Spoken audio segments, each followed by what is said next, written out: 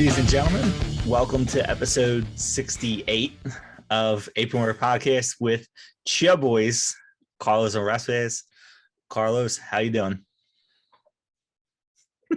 Yeah, no, I'm okay. I'm okay. Sorry, we're reacting to some stuff we're about to talk about in a minute, but yeah, I'm feeling good. You know, you can got a new setup. You know what? You can get into it. Yeah, for those of you listening on audio, he's got a new video set up. I do, yeah. I'm rocking that Elgato face cam, and I got the wave microphone now, so I'm a little, I'm getting there, building my stuff up. But so that's why you should watch. Yeah, not just audio. You should watch as well. It's a whole different experience. I suggest you listen to us on your ride to work, and then you watch us when you're home. It's a different experience. Look at this awesome beard. I'm like rocking the Kratos beard. We're gonna start using more hand motions so it feels different. Exactly. This episode, we have a topic, and now we've been bamboozled, I guess. Third week in a row. Yeah. Third week in a row. I'm literally tweeting this out. But there's been two stories that hit today, and I will glance over the one. I'm sure we'll talk about it. Is they released kind of sort of not released. That's a precursor in the next thing that actually just happened minutes ago. WWE 2K released that GM mode is back, and that's huge. And we haven't had enough information. We'll glance over it, but we will definitely talk about that in the future. But go ahead, Carlos, what just happened literally minutes before we start recording? I was actually just I was preparing a tweet to just say that we were recording our episode, kind of get people interested, how we normally do at Apron Work. And I went on Twitter and I literally look, and Brian Zane from Wrestling with Regret put, "Wait, what the hell?" as his tweet. And I was like, what? He quote tweeted, who's this? And he quote tweeted Sean Ross Sapp of Fightful.com. And the quote tweet goes, and this is, mind you, it is, just for context, it is 9:48 p.m. on the 18th of November. This was at 9:21, so 27 minutes ago. Fightful has learned that WWE has released John Morrison, Top Dollar, Ashanti Adonis, Isaiah Swerve Scott, Tegan Knox, Drake Maverick again, Shane Thorne, and Jackson Riker. John Larry Rice cited budget cuts as a reason within the email. And for those asking, I've not heard any additional cuts this round. That doesn't mean they will or will not happen tonight. Yeah. So this is our third week in a row talking about, second week for WWE, third week in the fact that wrestlers are just losing jobs left and right. Right. Yeah. Now, to be fair, I think we thought at least two of these were definitely going to happen. Right. I definitely assumed Riker. No offense, I'm not even talking about the whole right wing stuff. Just in general, he hasn't been used that much. It's surprising to, and he may or may not be a nice gentleman. I don't agree with him politically, but that doesn't matter. He could be a good person, maybe. I don't know. But he just hasn't been used, and I unfortunately don't see anything special about him. Yeah. The other guy, Cutler, I thought he was a little better. He's over in Impact with his girl now, though, so let's see how that goes. And I thought Morrison was just, with Miz on Dancing with the Stars and doing whatever he was doing, I was like, oh, he is just floundering. Yeah. And then his wife got released, so. Right. Yeah, and we texted about it, actually, I guess last week. Or whenever the releases happen, I don't even know. Was it last week? We had texted. We had texted because things were coming out little by little, and I said I'm assuming Morrison too because they released two other couples. Yeah. And I said I'm assuming Morrison too. I'm assuming that's why Ty Valkyrie went there in the first place. So yeah, like you said, that's not a huge. The list is lesser than the last two, and it's no knock on anybody on the list. The what's it called? Hit Row. Hit Row. For me, looking at this list, and pardon me, I was just getting another follow-up tweet. For me, last week when I mentioned B-Fab being released, and this was on the heels of our ROH episode. So You go 2 episodes back. We talk about ROH basically closing down, revitalize themselves. They're supposed to come back in April. There's one more pay-per-view next month. We'll see what happens anyway. And, we spoke about that. Not 2 days later, a huge round of releases from WWE happened. I think there was like 18 at the time. Yeah. And in one of them, I mentioned BFAB being released because they just got called up from NXT. They did the job in NXT 2.0. They dropped the belt. Santos Escobar, I think, won it. Am I right or wrong? I don't know. It doesn't matter. Anyway, Isaiah was North American champion. I think he won, and then he lost it to Carmelo Hayes. But they were coming up to SmackDown. They already got drafted. They had promos. They've been doing kind of the thing the Street Profits were when they were like that in between period between NXT and Raw that they were doing, and kind of like hyping up matches, doing like ciphers for all you hip hop heads out there. And they lost BFAB, who was a core member to them. Like she was a really good person that rounded out that crew. And then they started a program with Jinder Mahal and Veneer or whatever. I don't know. That's definitely not his name. I don't even know the guy's name. Shaki. I'm not sure. Yeah, it's one of the two guys. They split them up for some reason as well. They entered the program. Top Dollar, literally former NFL star, by the way. He just released a rap on his own. If it was just Top Dollar alone, I'd have said it was a rap because it's not PG. Nothing like derogatory or anything. Just like it wasn't a PG rap. All right. And he released it on Twitter. He took it down. I'm sure someone from WWE was like, "Hey man, yeah. We're not TV MA. We could be TV 14 maybe." But he took it down. So I was like, if it was just him, I'd be like, all right. There would maybe some weird backlash from that. Maybe they, no one wanted to talk to him like they talked to Matt Caster. But so now we have the whole crew who literally just were on an episode of SmackDown building up their feud with Jinder and his cohort. Like, what the hell's going on? Like, you brought these guys up, and now not a month later, they're gone, just completely gone. I think they've had like maybe 2 matches on SmackDown, and all 3 of them, like, legit, like AJ Francis, legit is impressive. Like, he had an impressive NFL career, and now he's really good in the ring, and he's really good on the mic. And then you have like Ashanti Adonis, like, he got repackaged a couple times in NXT, but like this was like a good repackage for him, hooking him up with Isaiah and the rest of Hit Row. Dude's super talented as well. And then you have Isaiah, who is beyond talented. The dude is like ridiculous. Right. And now he's just gone too. Like, what the hell happened? Again, and this is no knock toward Morrison. I assume Morrison was happening. His wife just got released. And I mean, I love him, but they weren't doing anything with him on Raw. He was just like sitting there, like, I guess waiting for the Miz to come back, even though he's done with Dancing with the Stars. I don't know. But these guys are new, and they were like building them up, and now they're just gone.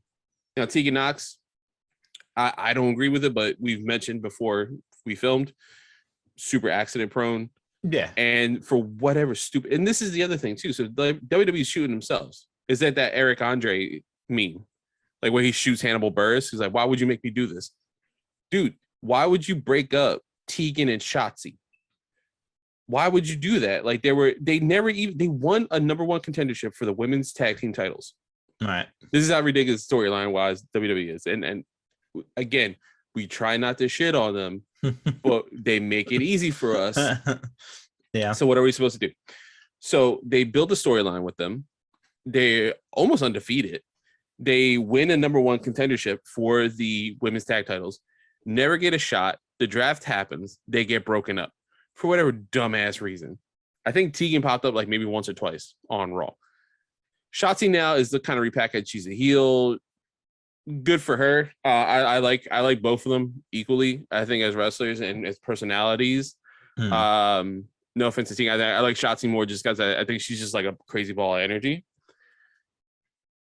But thank God she got repackaged as a heel. Like, Tegan's been off air for like a few weeks and now just straight up gone. So what was the point of you breaking them up? never give them their title shot. Like this is something WWE does all the time. It's freaking stupid. I mean, now maybe they knew. I mean, maybe they knew they were getting one was the weaker Tegan, one.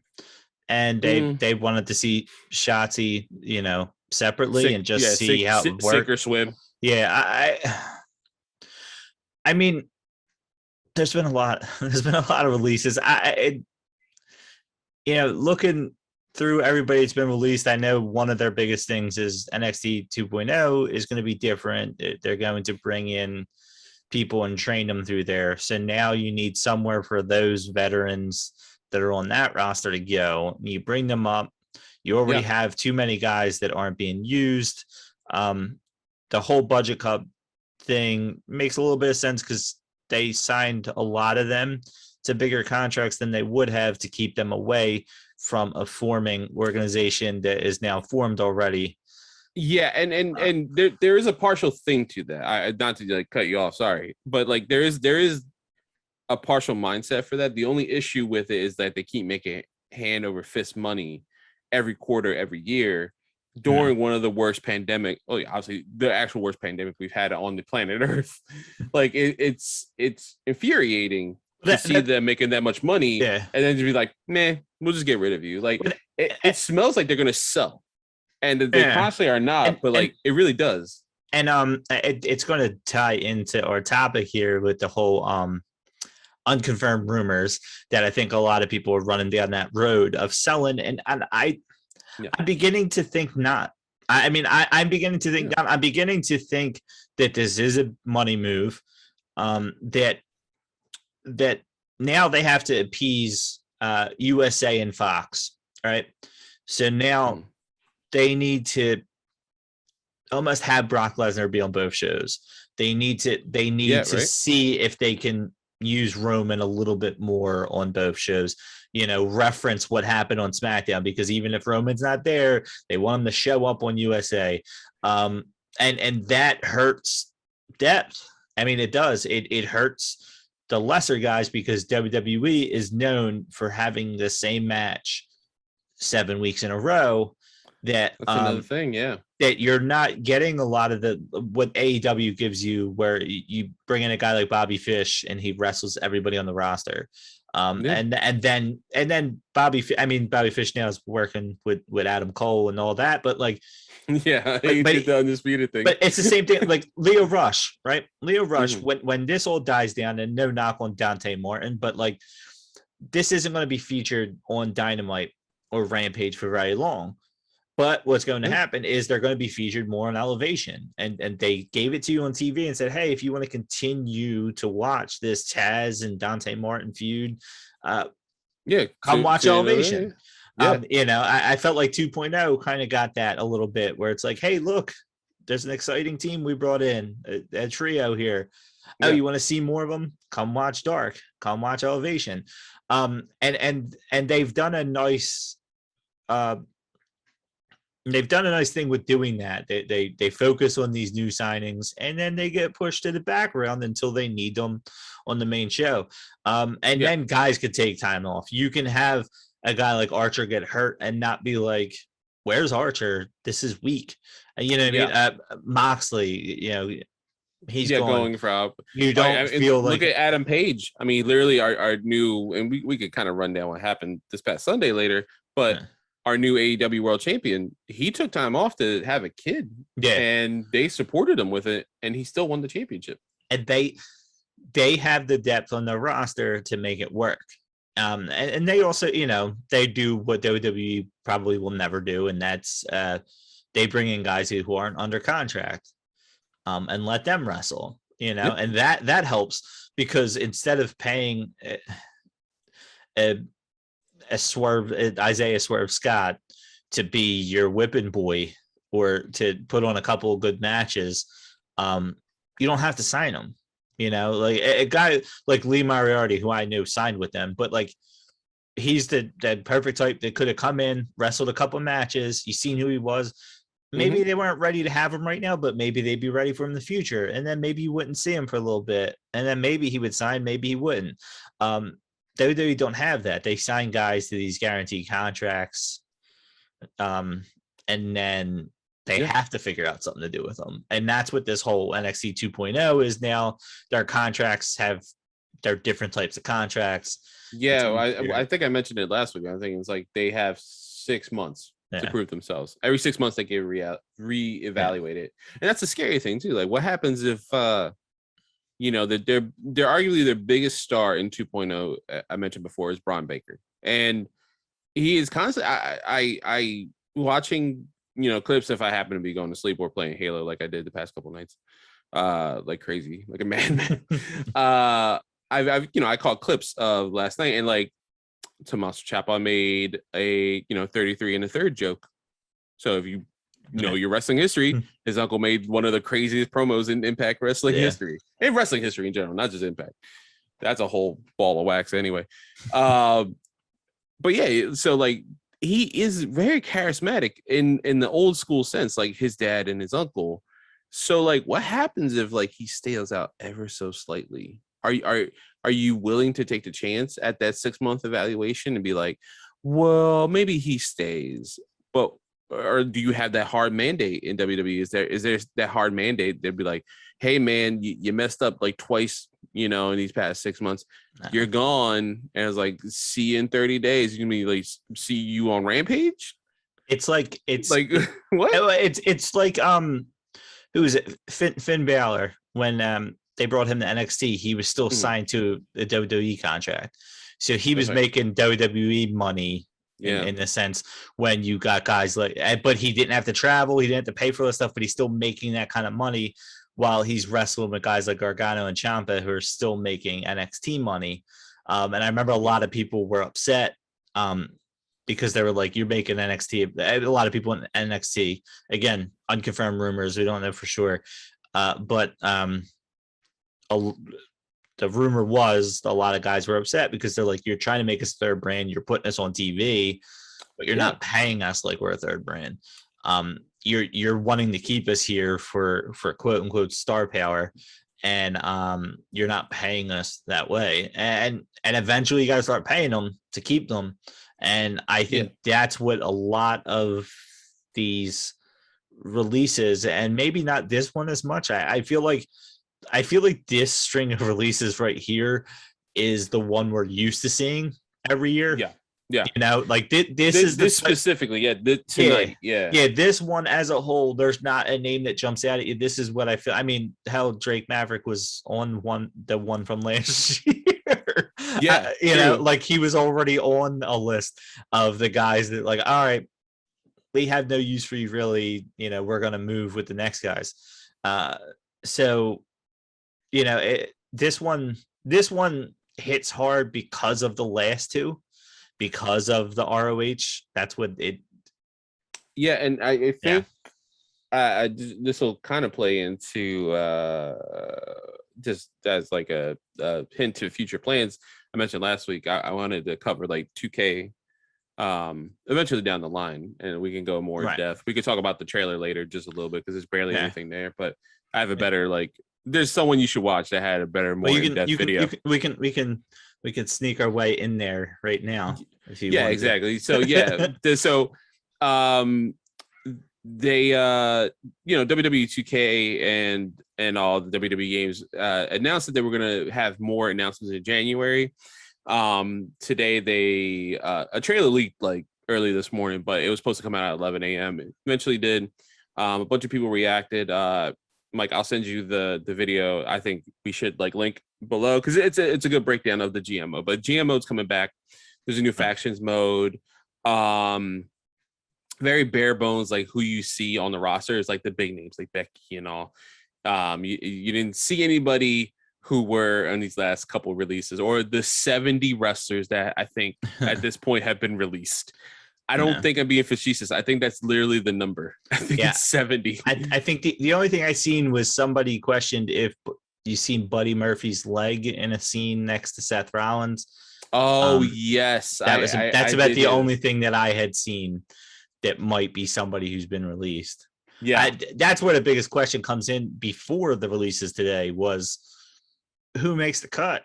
I mean, who's still going to be in there? Who's not going to be in there? Are they going to try to make sure that AEW guys don't make it in, Yeah, like Daniel Bryan literally, I'm sorry, it's so hard because we're talking about WWE and my brain switched. Bryan Danielson literally wrestled his last match this year in WWE. Yeah. So he would have to be in that game, right? And then not to mention, maybe in 2022, there's a possibility we'll get AEW wrestling game. Possibly. Yeah. It could be early 2023 just because, COVID, they're taking their time. Yeah. And I know Kenny being a perfectionist in the ring and outside of the ring, he doesn't want that game messed up. Neither do I. Right. That's the most anticipated game I have other than Halo's campaign in a couple weeks and then Spider-Man 2 and Wolverine. That's the game I'm looking forward to because I haven't played a wrestling game in years. And I trust, the guy who did Def Jam Vendetta and the guys who did most of the awesome WWE games to hey, take your time. You're not rushed to every year. Can you do this? Yeah, let's go. Simple, whatever. Those have been awesome. But what happens? What's gonna happen with is Buddy Murphy in it, right? Because he got released. Is Bryan Danielson gonna be in it? Because he left. And look, he's the number one contender to AEW's World Heavyweight Championship. Do you what development time, even with the development of the game being pushed back, knowing little what I know of the video game industry, even with that being pushed back, someone spent a shitload of time framing him out, making sure the moveset is whatever. I would keep it on there anyway, just because how many games did we play growing up that had impact, the Muscle Buster or whatever? Well, that's Samoa Joe's move. Well, I can make Samoa Joe now, or download someone's created Samoa Joe that looks better than mine and then add the moves to them. Yeah, they had entrances that were almost exactly of guys that weren't on the roster and stuff exactly. Like that. Yeah. So there's there's little things like that.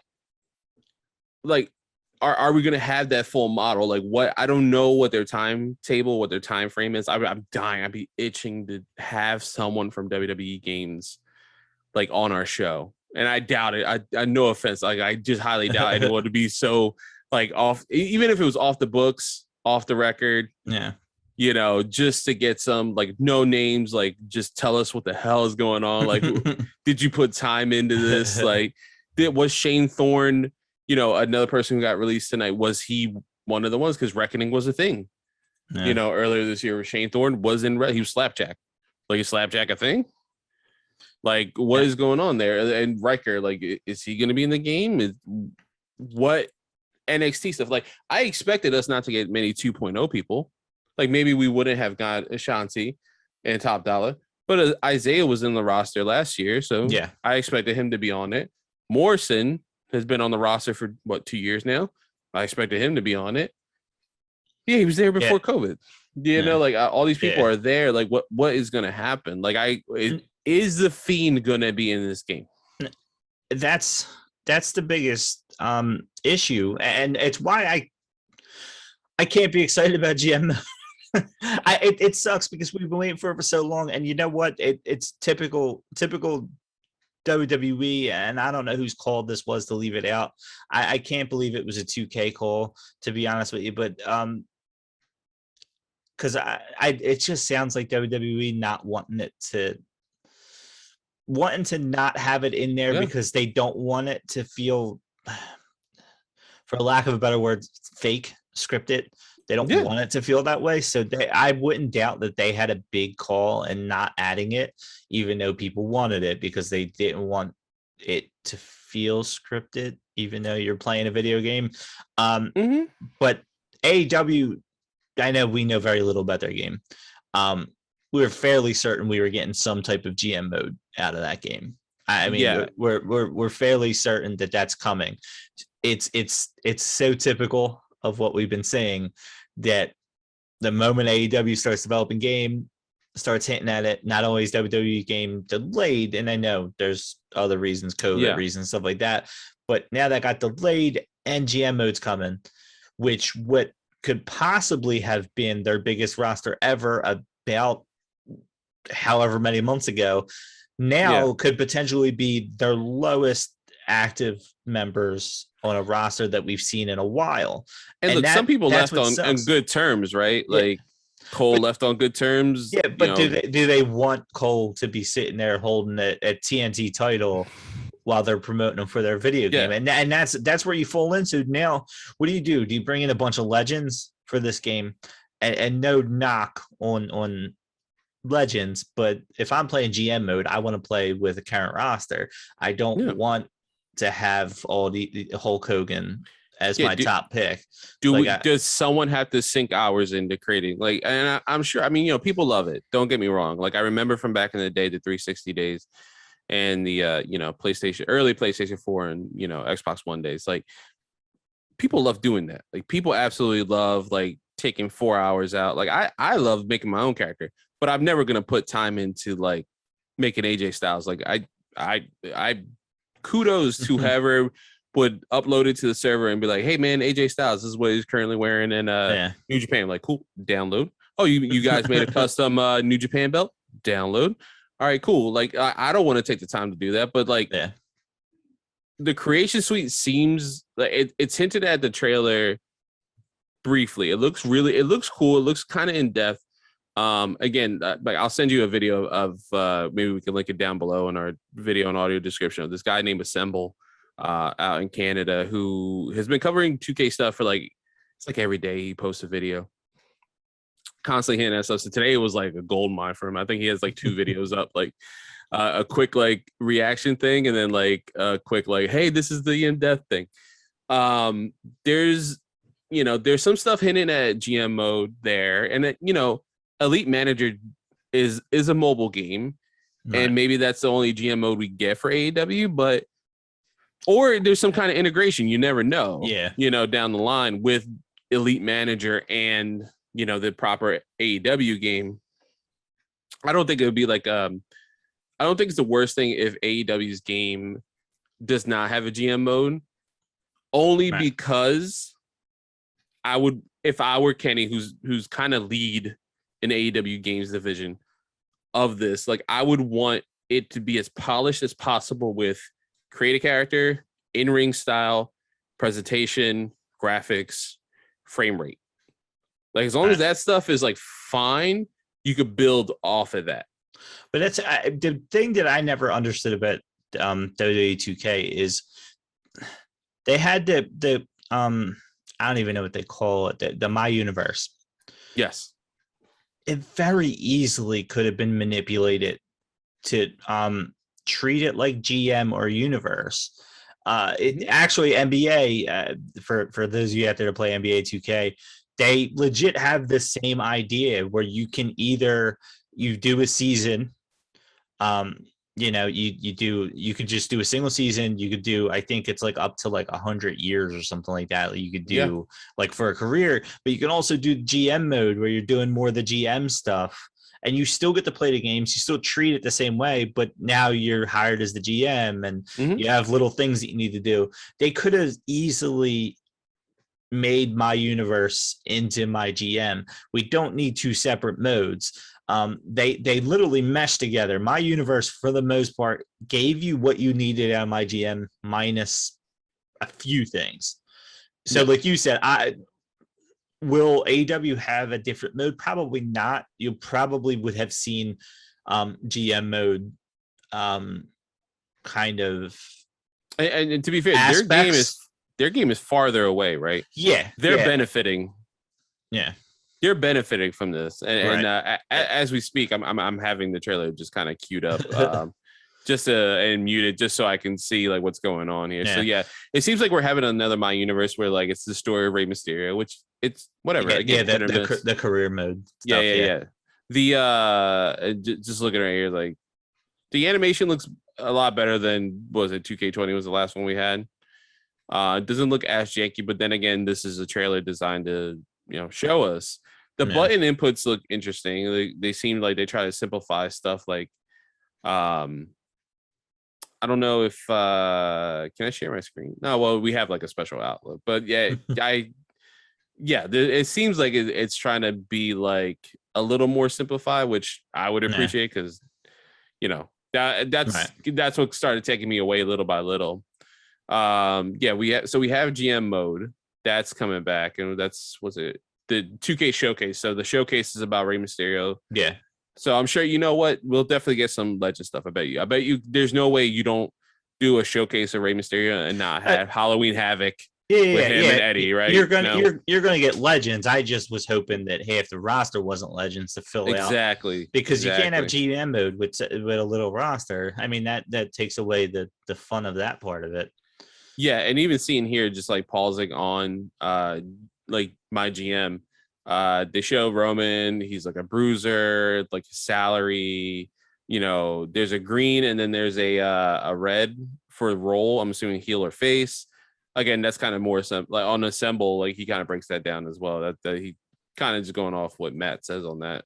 You know, price of stuff like here. I even pause right here. There is Montez Ford, sorry. There's Tamina, Bianca, Mustache Mountain guy, NXT UK, first UK champ. Tyler Bate. Yeah. Austin Theory and Samoa Joe, who got released and then brought back. So, you know, that happened. Let's not forget that happened this year. There's a My Faction mode. So you can build like custom factions. I was gonna say, well, that's rumored, unconfirmed rumored, to be kind of like the My Card that they have on all the other games. Oh my god. Yeah. See, that's the other thing. It's 2K, so it's gonna have some kind of like gotcha system. But this is all the stuff that it's been 2K. That I think that's the biggest problem here is how hard is it to implement something that you're already doing for your other basically major game. Yeah. No, true. And I can tell from these screens too. I think you're right, dude. I think Buddy is on there. Yeah. That's great. I'm like going frame by frame. And it looks like I know definitely I see Apollo, MVP, Miz, and Drew McIntyre as a faction. That'd be hilarious. I know Dominic Mysterio. I think is Dominic's in it. Yeah. I think that's definitely what I saw. There's a Kevin Owens, Dolph Ziggler, Ray, and Dominic Mysterio, I think. Mm-hmm. And then they're like, there's a My Rise. So I see Ali.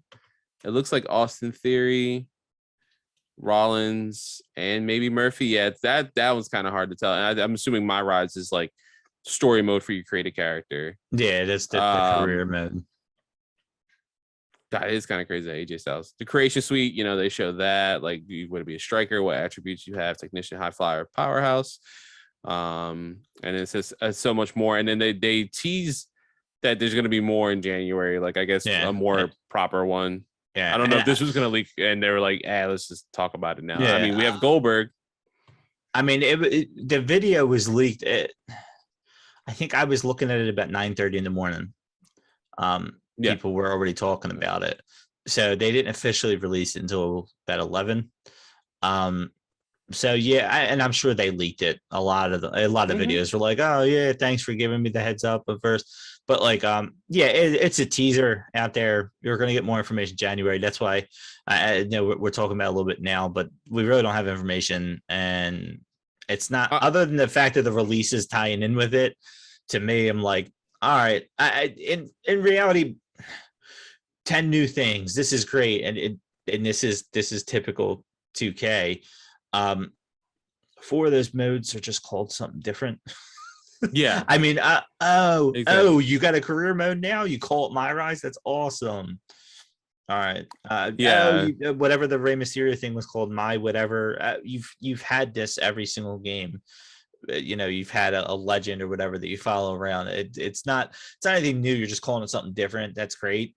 I said my GM. I don't get the need for Universe and GM as separate entities.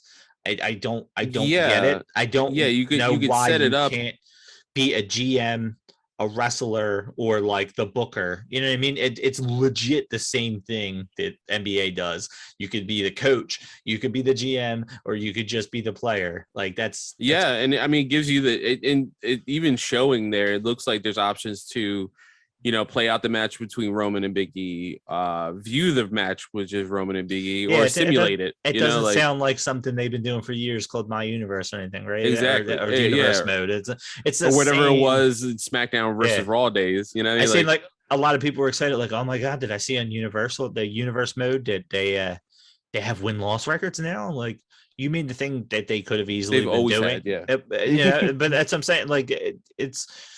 I know you want to be excited for it. I know GM mode's back, but I just don't. I don't. It makes me a little leery of it because if they're a separate mode, I don't know how many years you could do universe mode for. I have not played a 2K game. I've bought in 2K games. I have tried to play them, and then I have I think 2K16 they gave for me free. I think I got 2K20 for like $7 during during one of the Steam sales or whatever. But yeah, I feel like someone mentioned this could be a Dark Side of the Ring, not the 2K, but like the releases. But the year 2021.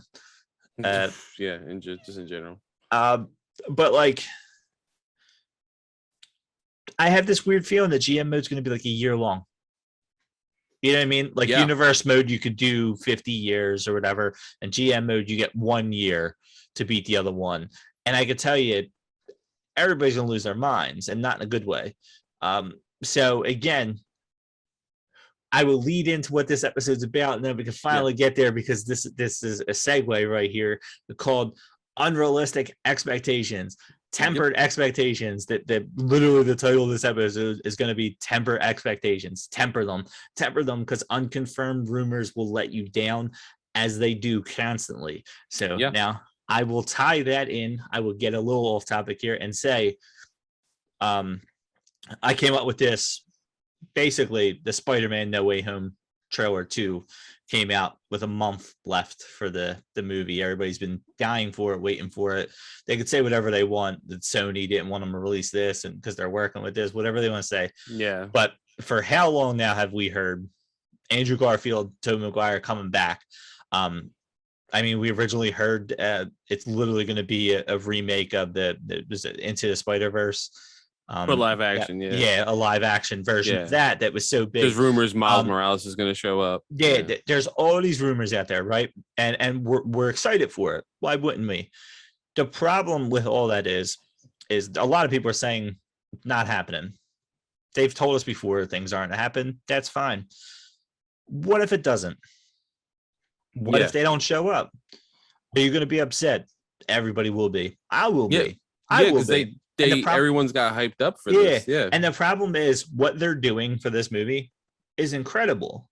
Them bringing back Willem Dafoe, them bringing back Doc Ock, them bringing back them from different movies. It's awesome what they're doing. And had there not been a single rumor out there, we would all be drooling over this right now. Oh, absolutely. Yeah. Absolutely. Instead, there's the hatred that we didn't get Tobey and Andrew yet in the. Yeah, that's right. I just called them. I don't know why I just called them by the first names. Like I knew them. Tobey Maguire and Andrew Garfield.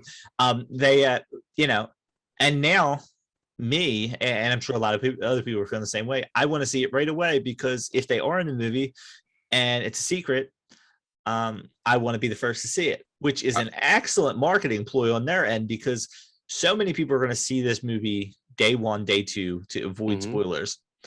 I am not a crowd person. I am the person that waits 2 weeks for a movie to come out and go see it when I really. But now, how much do you want to see this now, right? Oh, I want to see it the first night because I don't want to be spoiled by it. But you know what? I'm going to go there. I'm going to go into a crowd that I don't want to go into, watch a movie that I want to watch, and if I don't see it there, I'm like, I could have waited till next week for this. I mean, I mean that's what I'm going to feel like, and it's not fair to the movie. Because it's probably going to be the coolest movie that Marvel's made as far as what if right? Things. What if it's just Tobey and Andrew's being legit in interviews, me like, yeah, I'm really not in it. I told you guys, like, I'm legit not in it. Like, I'm what if it's just him? Like, I'm wondering if we're just getting flashbacks. Possibly because they said because they keep saying they're technically not in the movie, and I keep thinking, what if there's clips of what happened? You know what I mean? Like they're not to put my technically in the movie. conspiracy theory hat on, and this is kind of didn't help when IGN kind of retweeted it as well. Someone brought up the attention, and this is the Spider-Man section of the Apron Work podcast. At one point when Sandman, spoilers if you haven't watched the trailer, Sandman is behind like this new Statue of Liberty or whatever redesign, or if it's an alternate universe, you never know. Electro and Lizard from Garfield's are there, and they jump, and it looks like it's like an epic fight. Lizard gets punched in the face and like reacts to like something hitting him. I know what you're referencing, but if you actually watch the trailer, that doesn't happen. Yeah. It's like from another country. Oh yeah, it's Brazil. Yeah. It's Brazil's version. And you could be right, and I hope it's right. I'm not going to say I don't hope it's right.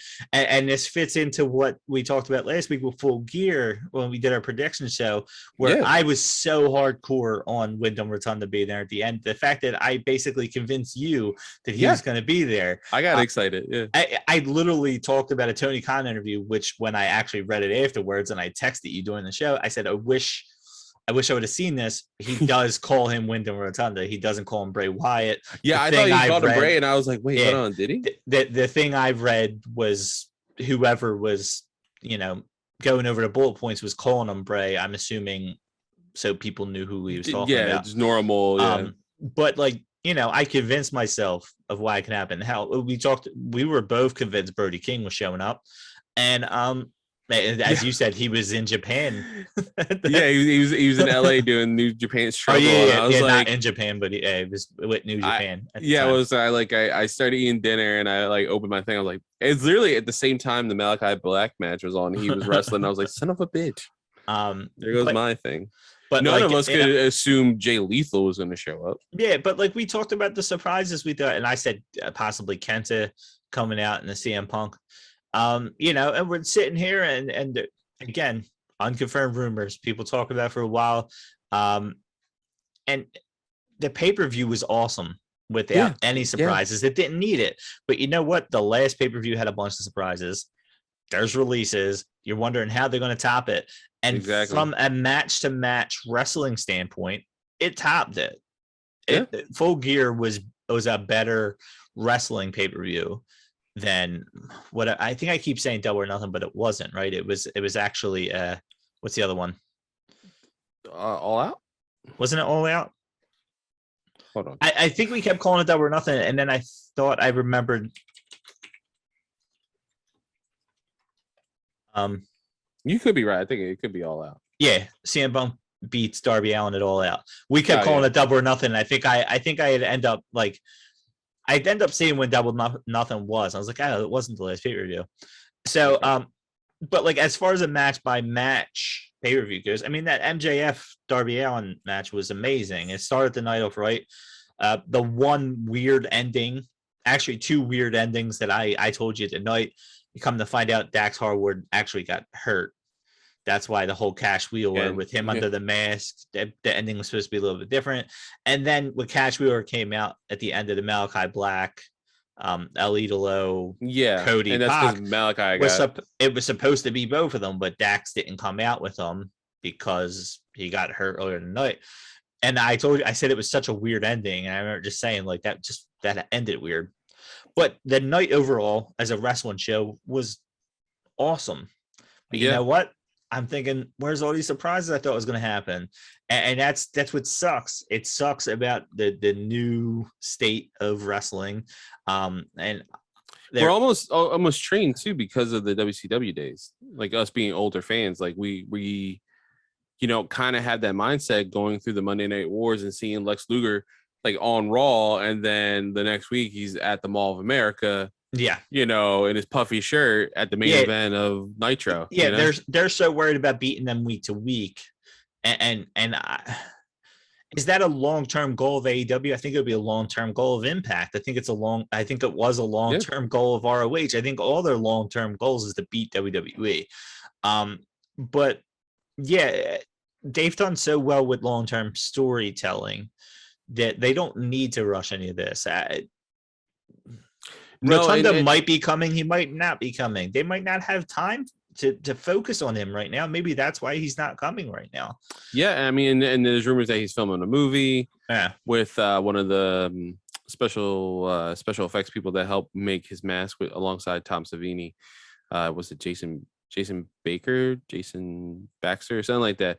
He's I think filming his first feature film like horror movie, and he's working with Rotunda on it because they became friends in the mask making progress. And I think he also worked on some of that art that leaked. You know how like we mentioned he was going to be the he was going to be Huskus, and all the other characters. He was literally going to like have messed up designs for them. Right. And they look haunting. They look horrible, scary. Yeah. But you know, that's the thing, right? It's hard to temper expectations to a certain degree, right? And it goes with, you know, the kind of crossover with my show, Nerd Today. Like it's hard to temper expectations with anything. So like in the video game aspect, we both love video games as well. We have on December 6th, whatever that Thursday is, before like the first Thursday in December, the Game Awards are showing up, and Jeff Keighley, who runs the Game Awards, has mentioned there's going to be 50 reveals. That's a shitload of reveals. Right. And from now till then, stuff is definitely leaking. Like, I don't know, today WB released a trailer for their Smash Brothers clone called Multiverses. Yeah. Was that planned for the Game Awards? Now everything has like this asterisk with it. Like, was that something that was supposed to shown and be one of the 50? Like 50 in 4 hours. Like, how do you do that? There's also awards that need to be handed out. It is a live event. Like, there's going to be music. Like, how do you time that? And then my brain starts going crazy, right? Like, oh, we haven't seen Metroid. Oh, we haven't seen, a new something like Injustice. We haven't seen Injustice. Like, what's going on? Like, where are like all these little like temple things we haven't seen in forever? Oh, we need to see something special. Do we though? Do we need to see something special? Or am I so used to the past couple of years getting like The Last of Us, and like the original Last of Us preview was shown at the Game Awards when they first announced that game completely. Do we see the TV show? Do we see this? Like, do we see that? Some new IP from Sony or Xbox? Do we see Perfect Dark? Like, there's so many things that your mind starts going, and I'm gonna have my own episode about that. But because that's not about wrestling, but your brain starts going, and you're so tempered to be like, oh, I want this to happen. So, I jokingly always say I'm going to will it into existence, like that book, The Secret. But like, if it doesn't happen a lot of times, I'm not bummed. I mean, look at prime example, right? When we did our prediction show last week, I mentioned AEW has a chance. They can only do two things wrong, and I'm going to be really upset. Well, they did one of them, and that was Bryan Danielson winning, because in my mind, I already had the expectation that Miro would win, because that's AEW actually gives a shit about him, and that he still looks good in defeat, by the way. Right. He would win and be the first monster heel that Paige would have to go against, and he didn't win. And I should have trusted them, because they haven't steered me wrong yet as a company, and they don't treat me like I'm an idiot like WWE does. And this past Dynamite, Bryan Danielson flips the script and he's heel out of nowhere and naturally, and it was beautiful. Right. He mentioned WrestleMania by name, got booed, and then just played like, wow. I was like, in my head, I was like, holy crap, that's right. You are an amazing heel. You always have been an amazing heel. Mm-hmm. You've only gotten better with time and being around, like, and to praise WWE, being around that system to kind of build character even more so than you already did. Holy crap, man. Like, a storyline got built in 5 minutes, and it is the most important storyline in their company, and it should be, and it's treated properly. And then Galaxy Brain thinking, right? He just beat Evil Uno. He said, next week we're going to be in Chicago. I'm going to take on Cole Cabana, take him out. Well, the week after that, we're going to be in Long Island. Is the home of John Silver. And then 2 weeks after that, it's like they're in. Yeah, I was going to say one either the week before Silver or the week after. They're in. I think it's hometown or something like that. But Yeah. they're like lined up with Dark Order in their hometown, which is it's hilarious. And the funny thing is, I predicted on the prediction show that it'll be the first time CM Punk gets booed, which I was right. But I thought they were going to turn him heel finally. And again, the writing was there. Unconfirmed rumors, exactly what this whole thing's about. They talked about Jon Moxley slowly turning heel, and he was going to be the heel to win this tournament. And it was right in front of our noses. Ever since Bryan Danielson showed up, he has been a face with an edge, and he has been. He's literally come in and said, Punk's here to help everybody. I'm here to kick heads in. I'm not here to help anybody. He's flat out come into the company and said, I'm here to wrestle and to win.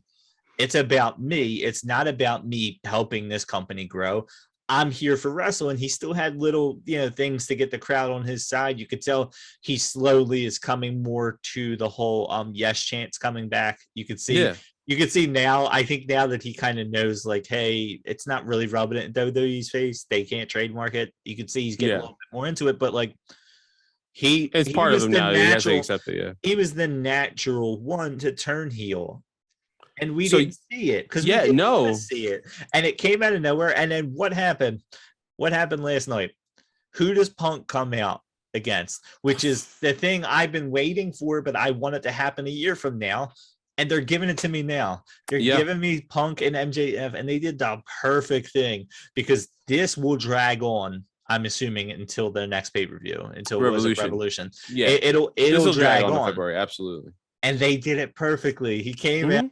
MJF went to shake his hand, and he just didn't talk, and he just left. It reminded me of the Jericho. Like we talked about this before about Jericho used to be able to play the crowd without saying a word, and it was perfect. And you know what? We just need to see MJF just talking the next couple weeks, and CM Punk just not acknowledging him. I mean, and Punk is like perfect. It is like using the rule book of like greatest hits stuff that's happened, and like other top wrestlers where, like, you would think Punk's not friends with, Cena, but like he's good friends with Cena. So am I going to use a 5-knuckle shuffle during a match with Eddie Kingston and get completely annihilated with boos? Absolutely. And his first match back with Darby Allin, am I going to have a sequence where like my lizard brain was like, this feels familiar, and then like 2 days later someone like literally shot for shot Bret Hart and 1-2-3 Kid from like Raw from like 92 or whatever, and Punk and Darby, and it's the same sequence, shot for shot, same reaction from Bret Hart and CM Punk. I'm like, oh my God, wait, he's like paying homage. Like his brain is like even more galaxy brain than I can even think of. Like just again, going back to the Dark Order thing, that like when I read that and someone put that together, I was like, wait, hold on. Damn, Tony Khan's been thinking about this whole time. Like, you're right. What I assume Jon Moxley was going to be the bad guy because he's been a little more aggressive than he has been, even more so, and a little more crazy than he has been in the past. Like in Philly, like he got booed when Paige was going up for the thing, the number one contendership. The chip, right? Whatever shit, whatever. Dumb. I don't remember what the battle royal. It was the battle royal thing, but was it the casino battle royal? I think that's right. It was just one person though. It was like a few people. The ladder match. I don't know. They're all jumbled. I think it was a casino chip. Yeah, but it was weird because it wasn't in front of a pay per view. It was in Philly for our Dynamite. I was like, wait, what? I assumed like you did. He was going to be the heel. They announced his number one contender tournament to whoever beats this, and it seems like that's the route they're going. And then Danielson wins. Maybe Danielson was always supposed to win, and we couldn't see it because we're so trained as wrestling fans to be like, oh well, this is the logical leap, right? You go here, and then this happens, and this happens, and it could have. Moxley could have been the one, and they just pivoted so perfectly last night. And maybe Moxley, maybe what we're seeing in Kingston right now is what we were supposed to see in Moxley. Yeah, maybe Moxley could have been offended by Danielson beats him, and then Moxley's now acting irritated. You know what I mean? Like, we don't know for sure, but like it's about enjoying the ride. And that's the biggest thing. We're so worried about rumors and thinking, oh, did they pivot? And this, like you said, this could have been the road from the beginning. The fact that we're getting Punk and MJF this early, and I told you from the beginning, he's purposely, and I know he's purposely left MJF's name out. I've never heard him reference MJF. No.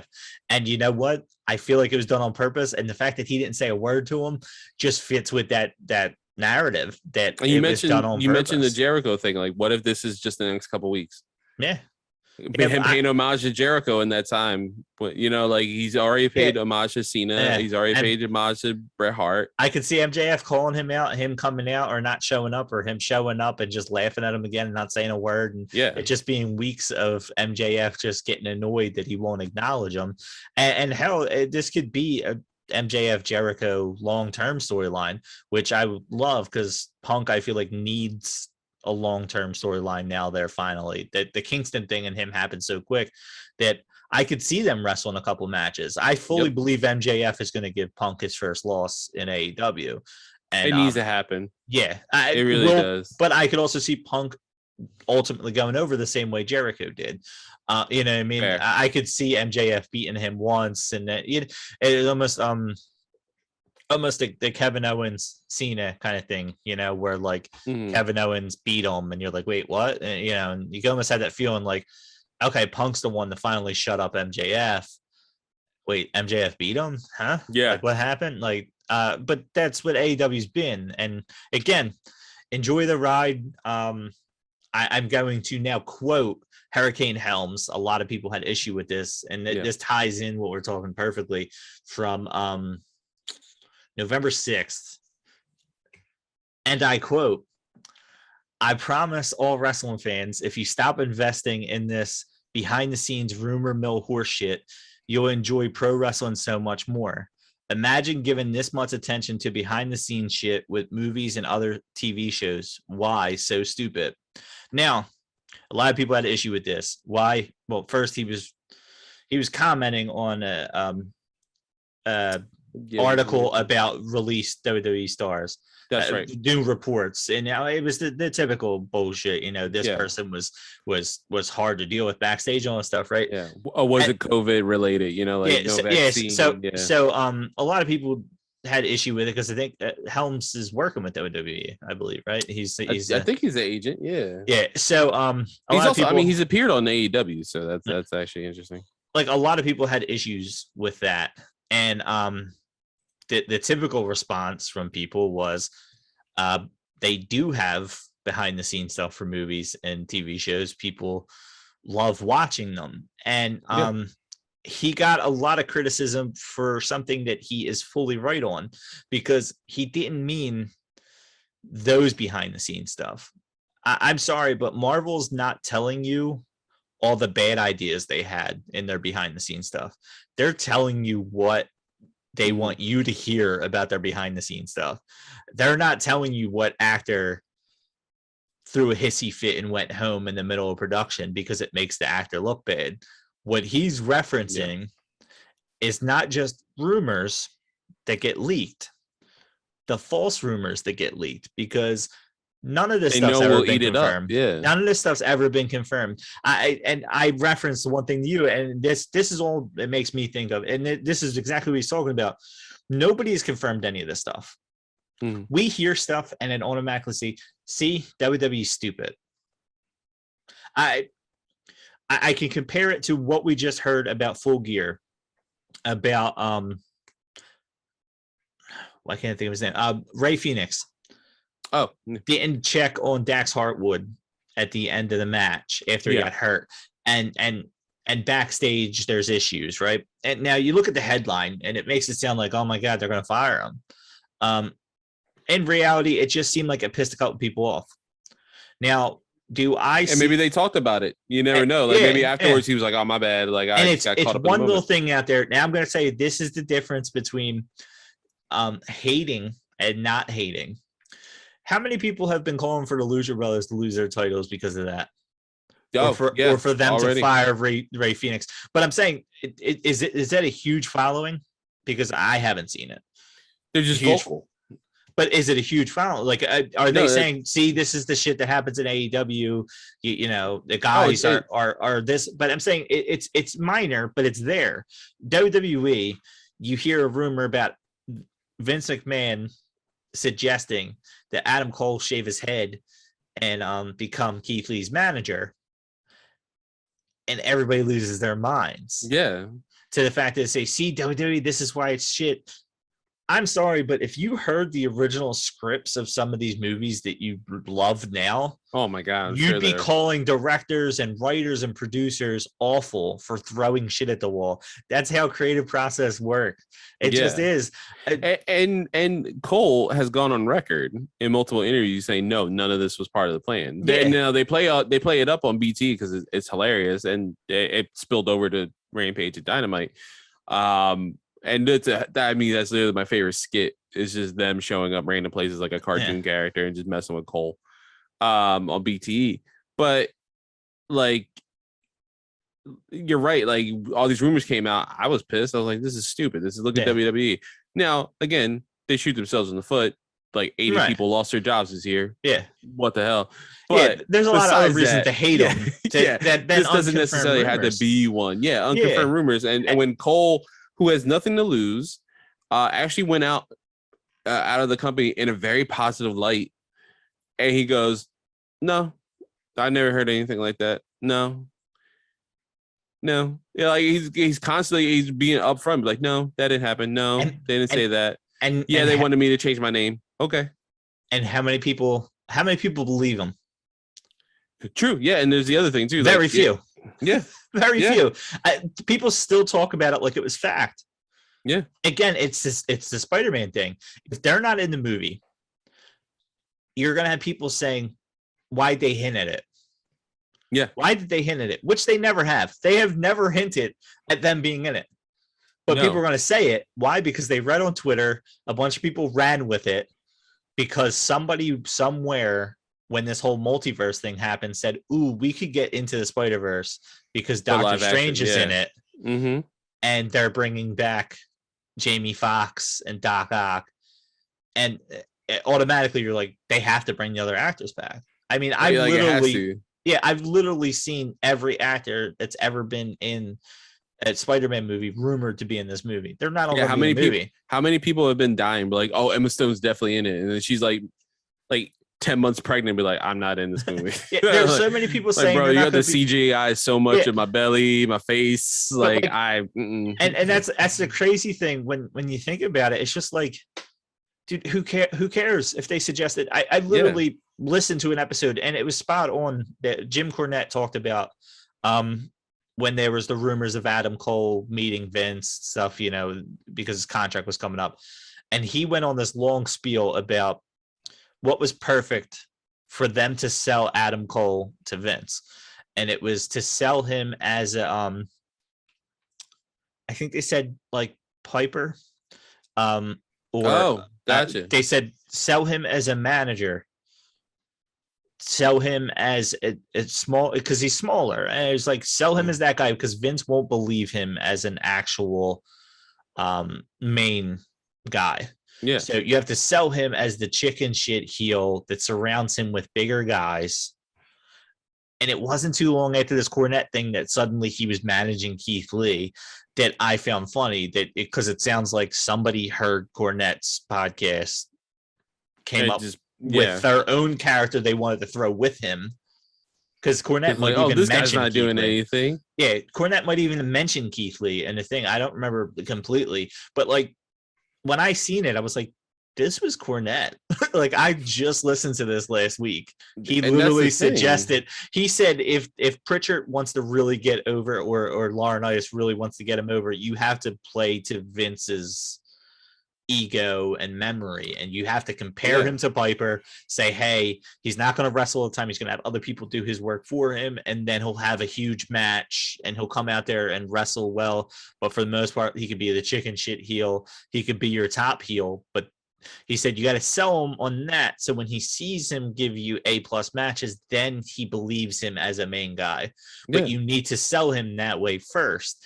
And literally the rumors of that came out not that long afterwards, which again sounds like somebody heard Cornette's thing, and either somebody in creative heard it and pitched it, and Vince hated it, and it never even got to Cole, which could be true too. But again, they probably have pitched billions of things that we've never heard of that sound awful, absolutely awful. They didn't do it. I mean, the New Day started as preachers. Yeah. That's why the music is like kind of gospel and like praised. And it almost got canceled. I mean, you remember it was like, remember all those the vignettes and stuff they did for it, and then like I think you didn't see them for a couple weeks, and then they came back. It was just but like there's so much shit, and that's, I'm going to defend Hurricane Helms on this because that's what he meant. He didn't mean confirmed rumors. He didn't mean seeing behind the scenes. He wasn't referencing, like BTE. Unfortunately, I will admit, I've never actually watched a full episode of BTE. I've seen bits and pieces, but I've never actually sat down. I always got OCD, and like if I haven't watched it from the beginning, I have to watch it from the beginning. Oh god, and there's so many episodes. Yeah. And that's where my issue is. I want to know what every little side comment they're talking about and what they're referencing for 3 years ago. So I need to find time to sit down and watch them all. I will say, at least, get behind, the further I get on watching it. Yeah, I would say at least certain things, and now we know like Tony Khan's process, that if he sees it on BT and it tickles him enough and he feels like it can actually fit in the story, he'll do it. Like with everything with Silver going, like there was a skit going on where he would be like, "Hey man, I know you're new here and all this stuff, but like my name's Sean, this is Alex. I think you'd be perfect for the Dark Order. You hang out with our friends. Like he's like, I already have friends. What are you talking about?" I was like, those guys are losers and all this stuff, and like just joking around. But like, you know what you need? You need to change your name to Bunch. He's like, what? He's like, yeah, all about the bunch, and like that was a BTE skit that bled into Rampage, or the fact that we're like, you know what? Listen, we already have a bunch of long hair people in the Dark Order. We need somebody who's bald like me, so you need to shave your head. And then he's like, he called him to something else, and he's like, no, my name's Adam Cole. He's like Michael Cole? No, that won't work. Like, like literally, like, so there's like they're playing around with this stuff, which it's nice, it's funny, but you're right. Like we don't temper expectations. Like they will run rapid, and no, mind you, like Rotunda didn't show up on Saturday. I wasn't bummed. But you know what I wasn't expecting was Jay Lethal to show up. Yeah. And I'm like, oh my God. And he's like, he is all elite. I mean, that's a bag of cats for a lot of different reasons other than his in-ring work. In-ring work, amazing. Personal life, a lot of stuff has come out and a lot of stuff hasn't been resolved. So it's kind of weird on AEW for that one. Yeah. You guys do your own research on that one. It's just messed up. But you get that. So like, it's similar to the Spider-Man thing. Everyone's looking for Andrew and Tobey. What if it's like Donald Glover playing an older Miles as like an homage to the fact that like he was almost Peter one time. Yeah. Everyone blacklashed, and I used blacklash. That's funny because they were angry because he was black. They backlashed, and the writer of the Ultimate Spider-Man at the time, Brian Michael Bendis, was like, "Wait, if a kid got bit by a spider now in 2010." What would happen? Well, he'd definitely be from Brooklyn and he'd be black, probably Puerto Rican or both. My kids are mixed. Perfect storm. So yeah, it could be. You never know. Like Lizard could be getting punched out by Miles Morales, and no one. Are people going to be upset? Hell yeah, people are going to be upset. Yeah. What was the biggest drop from that trailer? The biggest thing that I have not seen enough people getting excited over, that there was no confirmation of prior to that trailer. It was Green Goblin, Willem Dafoe. Nobody had no idea he was in this movie. They literally talk about it, how they hid him, to the fact that people inside production didn't even know until they seen him on set. Holland didn't know. Yeah, Holland didn't know. That hasn't been confirmed, and that was the first time it was confirmed. But you know why it wasn't a big deal? Because it wasn't Tobey, it wasn't Garfield, it's same thing. Lethal was a huge deal in the sense if we weren't expecting anything. but we were expecting somebody else, and he wasn't a big enough name. And it doesn't even matter if he was a big enough name, because some people might think Willem Dafoe being on here is, on an acting standpoint, is better than Tobey Maguire and Garfield. True. But that's true. Because you were expecting that other thing, you completely ignore what you got there. We literally got to see Electro look like Electro finally, and not the Ultimate Spider-Man version of himself with the big Smurf that he was. That everybody exactly. hated. We got that. Why isn't everybody saying, "Oh my god, it looks cool"? Like or the plot details, like confirmation on the plot details of the fact that, like, well, okay, Strange is rounding up these like people from the multiverse. They're Spider-Man villains. All right, well, what they have in common. Well, most of them have in common what they all die by Peter Parker's hands, and Peter being like, "Nah, I'm gonna save them." Yeah. Like, okay, that's huge. Like, that's a huge thing. That's the main point of this trailer, is now that we know there's a multiverse thing, because we know Peter messes it up. And because of that, people that try to kill him, or different Peters, are like, well, you got to go back to your own time, man, and die. Yeah. And Peter's like, no, man, that's not cool. Like, all right. So that's a cool concept. Why is no one talking about that specifically? Everyone is like, oh, hey, I think this random, like, obviously edited out character punching a lizard in the face. Like, dude, let's just wait. You never know what could happen. It could not be Andrew. It could not be him. It could be Charlie Cox playing freaking Daredevil. We don't know. It could be some other Marvel character. Yeah. It literally could be. It could be Hugh Jackman. It could be Hugh Jackman as Wolverine. You never know. Like, who cares? It could be somebody from a movie we've already seen. And that's the thing. Like, it could be Doctor Strange himself. Yeah, like, and they just didn't want to give away who was fighting with them. You don't know, and that's where all this. If I told you from the beginning that, let's say in this movie, the two surprises that we get are Matt Murdock and you get Tom Hardy as Venom. Yeah. Would you have been thrilled without any rumors involved? Everybody would have been losing their mind. Yeah. But if you don't get the two main ones now, there's a sense of disappointment. And that's, I mean, we've seen Spider-Man in the trailer now. I think they showed him in the black suit. I was watching one of the breakdowns of the trailer where they Doc Ock's legit taking the technology of the Iron Man suit onto his thing, and then when they show him later, you see that it's red and gold. So, like, what happens there?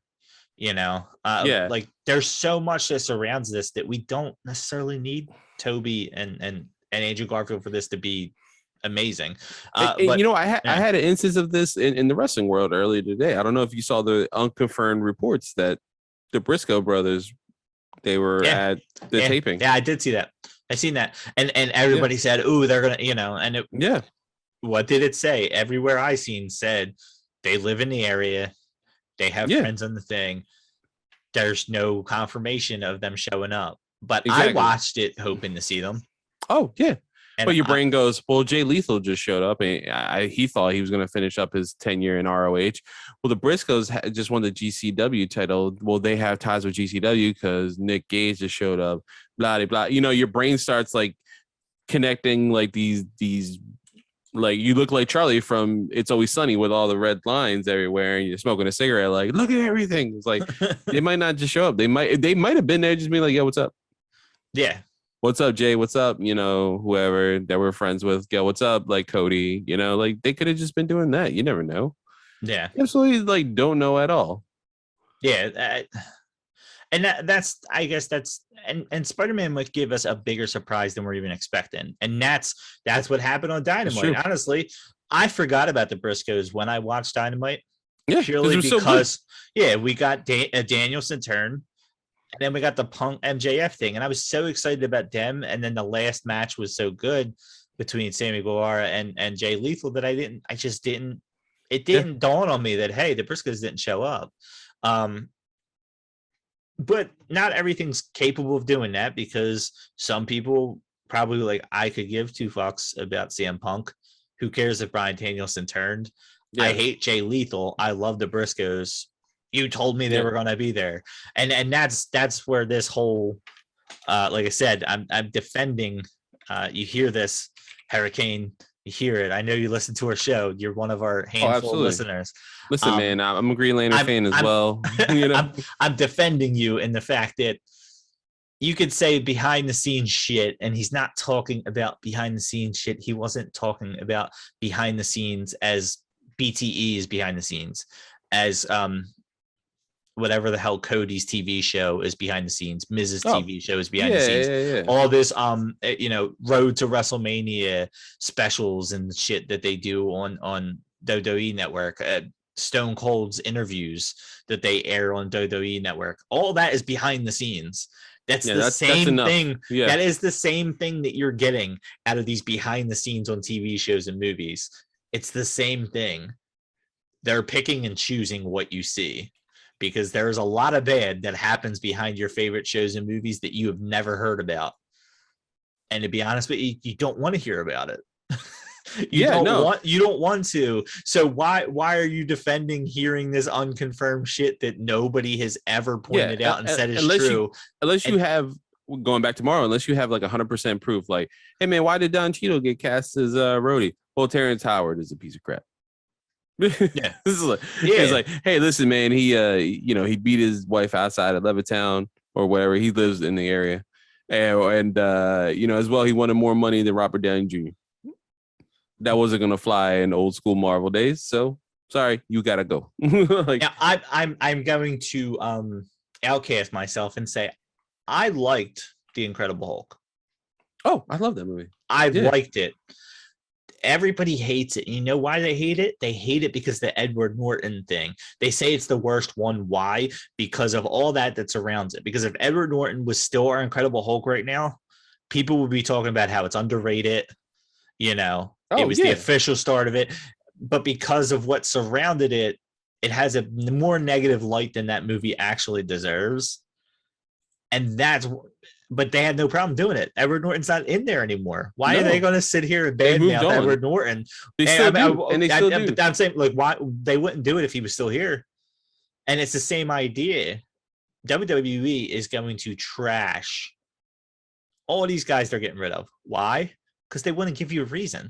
Because people don't want to hear budget cuts. They want to say you're a big company. This is when they need you the most. They gave you years of their life. Why are they getting rid of them? And they're like, well, they were hard to deal with. Yeah, exactly. And that's the thing too. Like this is a good episode to talk about, just like tempering expectations. Because again, like how many people did we just talk about? Like, from like in 3 months from now, we're gonna be like, oh my god, it's time that he has to show up here because AEW is the place to be. Like, he could show up in New Japan. Bronson Reed just showed up at New Japan, and it popped. And I was like, yeah, that's the place for you, man. That's the place you need to be. I'm glad he didn't show up in AEW. No offense to AEW, no offense to him, no offense to New Japan. I just like it popped. Like there are these companies, and then going back to 2 episodes ago, now there's no ROH. Yeah. So this will be a perfect place for so many of this talent. Yeah, and maybe Rotunda doesn't want to wrestle. Yeah, he's literally making a movie right now. Like, yeah, I mean, he could love it so much that they, that could be his creative juices that we love from wrestling could fit him more as an actor.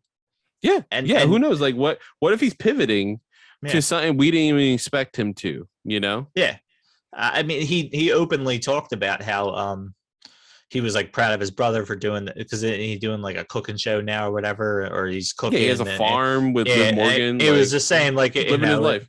Yeah, and that's what he found out he wants to do to be happy, and he might do something else. But yeah, it's an issue that we have, especially in the wrestling world, because I don't know that movies and TV shows, if somebody came out and said, I think about all the, there's a lot of stuff that came out about Jeremy Renner, right? Is that his name? Hawkeye. Oh God. Yeah. But think about how much shit I want to say. I think I even read that they were cutting him out of Endgame because of the stuff that was happening. Yeah. With his wife and all. Yeah. and now he's going to be like a pivotal part of a TV show. Like, yeah, he's literally passing the baton. but You why know, he's isn't? doing all this press. Yeah, But why aren't everybody saying, "Hey, I thought you were getting rid of him"? Hey, it only works in wrestling. They can criticize WWE for something that nobody knows because you assume that whoever posted it must have been a disgruntled employee because WWE is the big bad wolf. yeah. It's I guess I can Well, compare it to DC and Marvel a little bit. Every time you hear a bad storyline from DC, it's like that's why their movies don't work.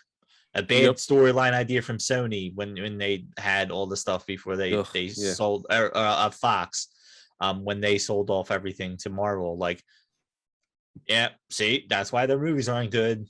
Oh, they wanted to cast this person as it. Why would they ever think of that? Marvel has went through the same process. They're just more tight-lipped. You're not hearing about it Yeah. because you don't have as many They, disgruntled they're so employees. they're that so tight-lipped are that it's like backstabbing. it's a meme now. I don't know. Have you seen the meme earlier from the press conference for Hawkeye? Just talking No, random. This is how tight-lipped they are. Someone asked Haley Steinfeld because she's playing Kate Bishop, who is also known as Hawkeye in the Marvel comic universe, and she's also part of a team called the Young Avengers. Well, we've already met a lot of those other members. So someone was like, "Oh, so you guys are doing Young Avengers next?" She looked them dead in their eyes, then turned around to Kevin Feige and just was like, "How do I answer this?" And like everyone laughed, and he just looked at her sternly. He was like, as a joke, just like look away. But dude, that's how tight-lipped they are. yeah. Like she for as a joke, but like at the same time, like that's your boss is directly behind you. Be like, hey, can I talk about this? Or are we talking about it? Is this a thing? Like it could not be a thing. They just happen to be introducing literally that whole team, like Yeah. separately. Like this could be something that's 5 years later, and like, oh, see, we had the pieces there. It's like, all right, it doesn't matter. Like, Yeah. there's so many little things that you're like, oh, it has to be like this. It has to be like this. But that's where you get AEW and WWE, right? Yeah. WWE has let us down so much that everything has to be right. And AEW, And an hour alone, yeah. nah, it's just somebody. I mean, who was the tag team?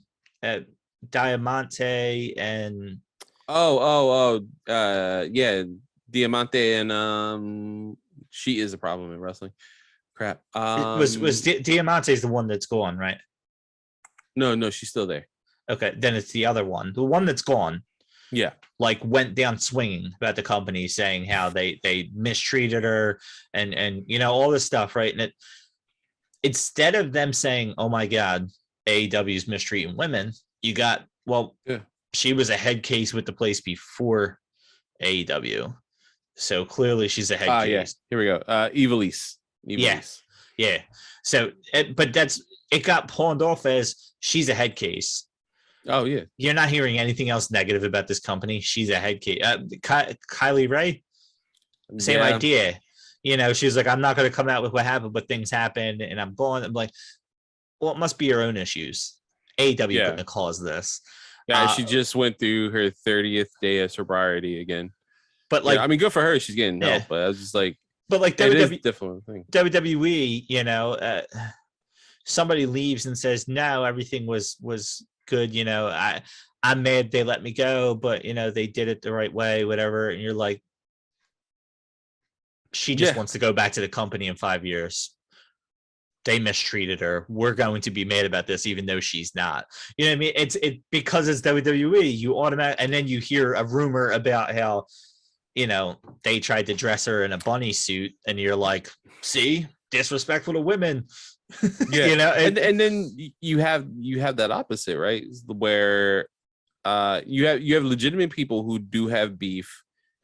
It shows they left on not great terms, like Miro or something like that. And then you have someone who legit had nothing wrong happen to them. They have a great working relationship, and he names Vince McMahon in an article. It was like, hey, no, he helped me a lot. Like, right? I mean, that dude has two sides to him, and one side is, hey man, him and Bryan Danielson actually formed a really good friendship, and like it's worked out and it's very beneficial. And I guarantee you in 3 years, that's where Bryan Danielson is going to retire. And Yeah, he'll be like the featured class of the Hall of Fame that year, and it'll be like streamers and all that stuff, and it'll be awesome, cool, whatever. But like he went out good, Adam Cole went out good, but it doesn't take away as well that Ty Valkyrie didn't, Mickey James didn't, Yeah. like Yeah. I mean, maybe somebody who got let go tonight. I mean, probably was like, no, we're still cool. Like I Yeah. just got let go. The only person that out of any of this WWE over the last decade or so that kind of gets heat for it is Punk, and Yeah. it's because he left them. It's well documented that he left them. He was pretty much on top when he left them, and then he's complaining about what they did. I hate the idea that because they spun the narrative, how come they can say Keith Lee was difficult and everybody could say, no, he was just passionate about his character. Bray Wyatt, difficult. No, he just knew that their horseshit storylines was not good and he was fighting for what was right. Charlotte, who's there? She has the preconceived notion.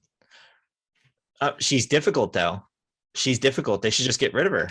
Yeah, it's the same. Yeah. It's a weird idea. Punk, they spun the narrative that Punk was horrible to deal with. Yeah. He threw his weight around. John Cena was friends with him. I mean, they're literally well documented that they were friends when they were in there. That they weren't best of friends, but they were friendly. Kofi Kingston was like his best friend. Everybody loves Kofi Kingston. He was like his best friend when he was there. He legit, because people have stories, whether they're true or not, or if it's somebody wanting to look cool, about a time they met Punk and he might have been short with them or didn't give him a picture, which is what every wrestler has ever done. Even the nicest of wrestlers has probably told more people no than yes for things like that. My cousin Gio has like a harsh story with Eddie Guerrero. Right. I mean, mind you, he was like high as a kite at that time. It was like the midst of like his drug abuse problems, like right before he got clean and born again Christian. But like, yeah, like he has this horrible story. And then someone else is like, Eddie Guerrero is the greatest man I've ever met in my life as a fan and as a person, like, yeah. It's like, I mean, like there are multiple sides to people. You never know. Again, Cena has this awesome relationship with Vince McMahon, right? Yeah. Well, Bryan Danielson has this awesome relationship with Vince McMahon, but there are other people who do not. Bret Hart. It's no different than any other walk of life, though. Any other job. There is plenty of places. There is literally actors that will not work with directors where other actors love them because we're all different. Yeah. CM Punk's style of wrestling was not Vince's style of wrestling. They clashed. CM Punk has a bigger personality and trusted enough in himself that he made a big enough name for himself that he could leave and go enjoy himself.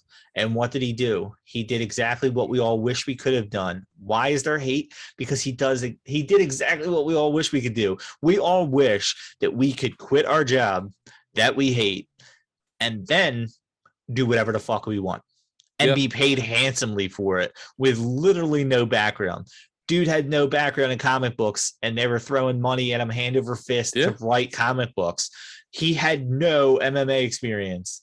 And the UFC said, here, come here. Yeah, here. We will welcome the name. He's featured in a freaking game. He's only had like, 3 matches? He finally got to act where he felt like WWE was not giving him a chance to act. He got a chance to act and he loves it. He's also not bad a comic book writer. That Drax run was actually pretty decent. I'm not saying, but still. But there's a lot of people out there with no background that could be excellent, but because they have no background, will never get that chance. He did Marvel. What we all wish. He did what we all wish we could do. And people are going to hate him for it. Yeah, of course. And say, you're ungrateful. Yeah. Why? Why is he ungrateful? He told them what he wanted. They said no. He said, see ya. Wait, Jeremy hates him, right? Jared hates him, right? I Am I think wrong? so. For like the same, almost similar reason. Probably. I'm not. Jared, I apologize if you're. I'm not talking out turn. Yeah. But the comment section is just Jared like, what the guys? Also check out my Instagram. Like, God damn it, Jared. Yeah, but like, I get the hate a little bit because his personality will rub people the wrong way, just like other personalities do. I get the hate on Cena. I get the hate on most wrestlers. I just do. I was a huge Triple H fan, but I get the hate on Triple H. I'm not a big one now, but like, you're hating him because of rumors that surround things that you don't know happen behind the scenes. That's a lot of he said, she said, because their breakup was ugly. Yeah. And there's three sides to every story. We don't know the third side. They have not agreed on what that side is. And you're either going to pick WWE side or Punk side. And that's why there's no middle ground on him. That's why everybody loved seeing him come back. And there's people out there saying, look at the ratings. I thought CM Punk was going to be huge. What happened? Why can't they get high ratings now? Yeah, and then people also get mad at people get mad at Roman Reigns for like spewing company stuff, but like maybe he really thinks that. You never know, man. Yeah. Like, and maybe he don't. But guess what? If my employer's paying me a shit ton of money and I have a top spot, I'm going to say and do whatever the fuck I want to keep that top spot. Yeah. You want me to say that CM Punk, came to my house and vandalized it? All right. Yeah. Sure. Right. You want to keep paying me? All right. You're going to keep featuring me? All right. Cool. Whatever. I mean, he's got no reason to badmouth them. None at all. No, you're right. Like he has none, and he could talk whatever he wants. He's being a company guy, but like it's everyone has like two sides of the same story, right? Yeah. Like again, like I'm sure there's someone out there who hates me, and there's other people like, no, he's the best. Like I'm like, all right, well, I'm one of those people. I'm one of those people that hate you. Yeah, it shows. Yeah, it's a failing marriage. We're in it for meanie. That's all. Yes. That's our end game. You want to know when the snap happens after the meanie interview? It's like I said, the Spider-Man thing just made me, and I mean, it was a good topic. Yeah, when you brought that up to me, I was like, "Ooh, that's." I woke up at 8:30 to see that, and I'm just thinking about that. Right. I literally said I get up at 10:45, 10:50 at night for work at 11 p.m. Eastern, and I woke up at 8:30 Eastern to see watch it. Yeah. Just because I was afraid that at 10:50 I would wake up and accidentally go on Facebook and have it spoiled for me. So I got up at 8:30 to see a trailer. So I'm one of those people. I am not talking negative on people that don't know how to temper their expectations. I don't either. I'm sitting here thinking, I can't wait to go to that movie on opening night and see Tobey and Andrew Garfield and be excited. And it won't happen. But I also will come out of it saying, this is the best Spider-Man movie I've ever seen. Yeah. I'll be disappointed, but I still can look at the other side. But you're going to have people that are talking about how it's the worst Spider-Man movie. See, this is why they shouldn't make a third one. This is what happened the first time around. Yeah. Look what keeps happening. Mm-hmm. Why they show us that trailer that had the lizard getting knocked they showed back. The lizard. That never even happened in the movie. Why they show it like that? And it literally could have been a mistake on the Brazil trailer that doesn't even happen in the movie. It could be a scene that was cut that was a completely different character. Who's the Doctor Strange, the other guy that's with him? Wong. Yeah. It could be Wong. You never know. He legit could be. Yeah, it could be him. You don't know. He could be popping out of a portal and be like punching. Yeah, we don't know. But it disappoints. We get so hyped up over it. Just CM Punk returning to backstage. He's gonna wrestle. He never wrestled in WWE. No. All the people that hate him for AEW and say it's because WWE really didn't want him was begging him to come back to WWE when that happened. That's interesting. And to to kind of tie this into back to gaming and stuff. I see it in Tony Khan. Well, something I noticed is all right, so let's say recently, right? We had Monday was the 20th anniversary for Xbox. They have Xbox and PlayStation, and I think Nintendo as well, have been doing a really good job of tempering expectations these past 2 years, especially with COVID, like because they do a lot of directs, just video presentations, not like anything like back in the day where it's like 2 hours on a stage and stuff. So maybe some stuff leaves, maybe some stuff doesn't. But with like the 20th anniversary, they literally mentioned like, hey, this is an anniversary show. We're going to talk about like, we'll showcase some stuff, but it's not going to be anything huge. Don't be hyped for anything. And then of course, over the weekend, it leaked that, Halo was going to be multiplayer, like be available that day on the 20th anniversary of Halo and Xbox. And it was, and that's fine. That was cool. One more thing. But a lot of times these companies have been recently doing where like PlayStation has a thing called their state of play where they show off new games coming up. They will literally like that Tuesday, if it's usually every Thursday, like they usually do them on Thursdays. That Tuesday, they'll be like, hey, so this is what to expect. The state of play this Thursday is third party, it's like indie focus only. So, don't expect anything like God of War Ragnarok. Like, don't expect like the new Horizon game. Don't expect Spider-Man 2. And then they were like, all right, when it comes time, we're like, all right, well, this is a showcase. This showcase is going to have first and third party titles. So, yeah, did anyone, I think me in my prediction show for that, I was like, oh, well, we're going to see Spider-Man 2, which we did. Did I expect to see Wolverine? No. But that showcase should temper my expectations because when the next direct happens or, the next PlayStation showcase has me and they put a memo out being like, hey, nothing big's going to happen here. We're going to spend 20 minutes talking about Deathloop. Okay. And they show me Deathloop for 20 minutes. I can be pissed off like that. Or they told me what happened. Yeah. And look at Tony Khan. Hey, man, have you talked to Windham Rotunda? No, man. Legit. No. Yeah, I haven't talked to him in And then he doesn't show up and we're like, son of a bitch. Yeah. Like, yeah. I told you I wasn't talking to him. Like, yeah. And that's lost my train of thought there. That is an issue when man, I really lost my train of thought. You're just talking about, I said that's the biggest, you have to find some middle ground. And that's where companies and all these things, it is hard to advertise. It just is. Think about the backlash that Tony Khan got for hyping up the Christian signing. Oh, yeah.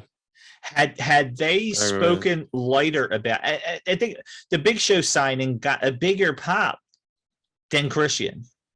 That's right. For no reason other than the fact that it came out of nowhere, as opposed to them hyping it as this huge signing. What they did with the CM Punk by kind of leaking it without really leaking it was perfect. Yeah.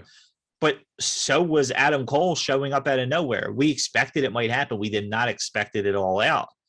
And then we're thinking, we're not getting Bryan Danielson, but we got Adam Cole. That's good. And then Danielson comes out too, and you're like, oh shit, they just brought both of them in. Yeah, like everything's changing. Yeah, but like, you want to promote big things happening, which is what Tony Khan does for every pay-per-view. He just does it now. He goes, things are going to change, big things are happening, and they do. But it might not be his what definition of happen. Big things happening might not be what you're hoping for. Exactly. And that's the problem, is we get so in Nintendo Switch, the latest Nintendo Switch that came out. Big disappointment, right? Big disappointment. For the way they build it, big disappointment, right? What the fuck are they going to say? Hey, we have a new Nintendo Switch coming out. It's slightly better than the other, and it's going to be almost twice the price. Yeah. Get excited. Like, not to mention, how do you build it? Yeah, exactly. Like, how do you build hype without extending your hand? Yeah. Every time PlayStation and Xbox come out, I say the same thing. Everything that's rumored, we're going to get a small percentage of it. Yeah. And then I will not buy these systems for a year. Why? because they won't be fully developed the first year. They just Yeah. won't. There's going to be so many issues, and everybody loses their mind and says, why'd you hype this up? That's a piece of shit. You got the first run there, buddy. That's why you wait. I know some of these systems are hard to get, and I know a lot of people like to get them right away, and I understand why they do. I have never, ever, ever, ever, ever. I mean, my older brother bought Nintendo 64. I'm trying to take the first system that I ever got for myself. I want to say PlayStation 2. That was like for me. That system had been out for 2 years already when I got it. Yeah. I got an Xbox, I think. I actually traded my PlayStation 2 in and got an Xbox just to be different because I thought it was cool. Everybody else had PlayStation, so I had to go Xbox. 360, I got, I think, a refurbished one after it was out for 9 months. And I had less issues with, or no, I bought 2 brand new ones. Had to bring them both back. Bought a refurbished one And after about a year of being out. I'm Yeah. pretty sure that's the one I still have to this day. So like, and you find out little things about it. The Xbox, you can't plug it into a the hell they call it, a power strip. That's where those red rings were coming from. You had to plug it directly into the wall, but nobody knew that. I mean, I've blown so many electronic devices. Yeah. I have a that's a record player right back behind me. For those that can actually see a video, it looks like a car radio. It's a record player. 2 years ago, Jess got me a record player with Bluetooth and everything. I plugged it into a power strip. It doesn't say don't do that. It stopped working the next day. And then I got afraid to go buy a new one because I'm like, is it really the wall? Is it just an issue with the device? So, but like all that hype surrounds it, and you're like, how'd this happen? Well, there's still technical things that they never even thought could happen, but they're not going to tell you, hey, our first set's going to be a little buggy. Beware. They know it, but they're not going to tell you that. They're going to tell you it's the best thing that's ever happened. Oh, absolutely. The gaming. And again, they have to, you have to sell it. You have to sell it. WWE talks about their shit like it's the most creative stuff ever, and it's just a rehash of what you seen the week before. But they're not going to say, hey, come watch what you seen last week.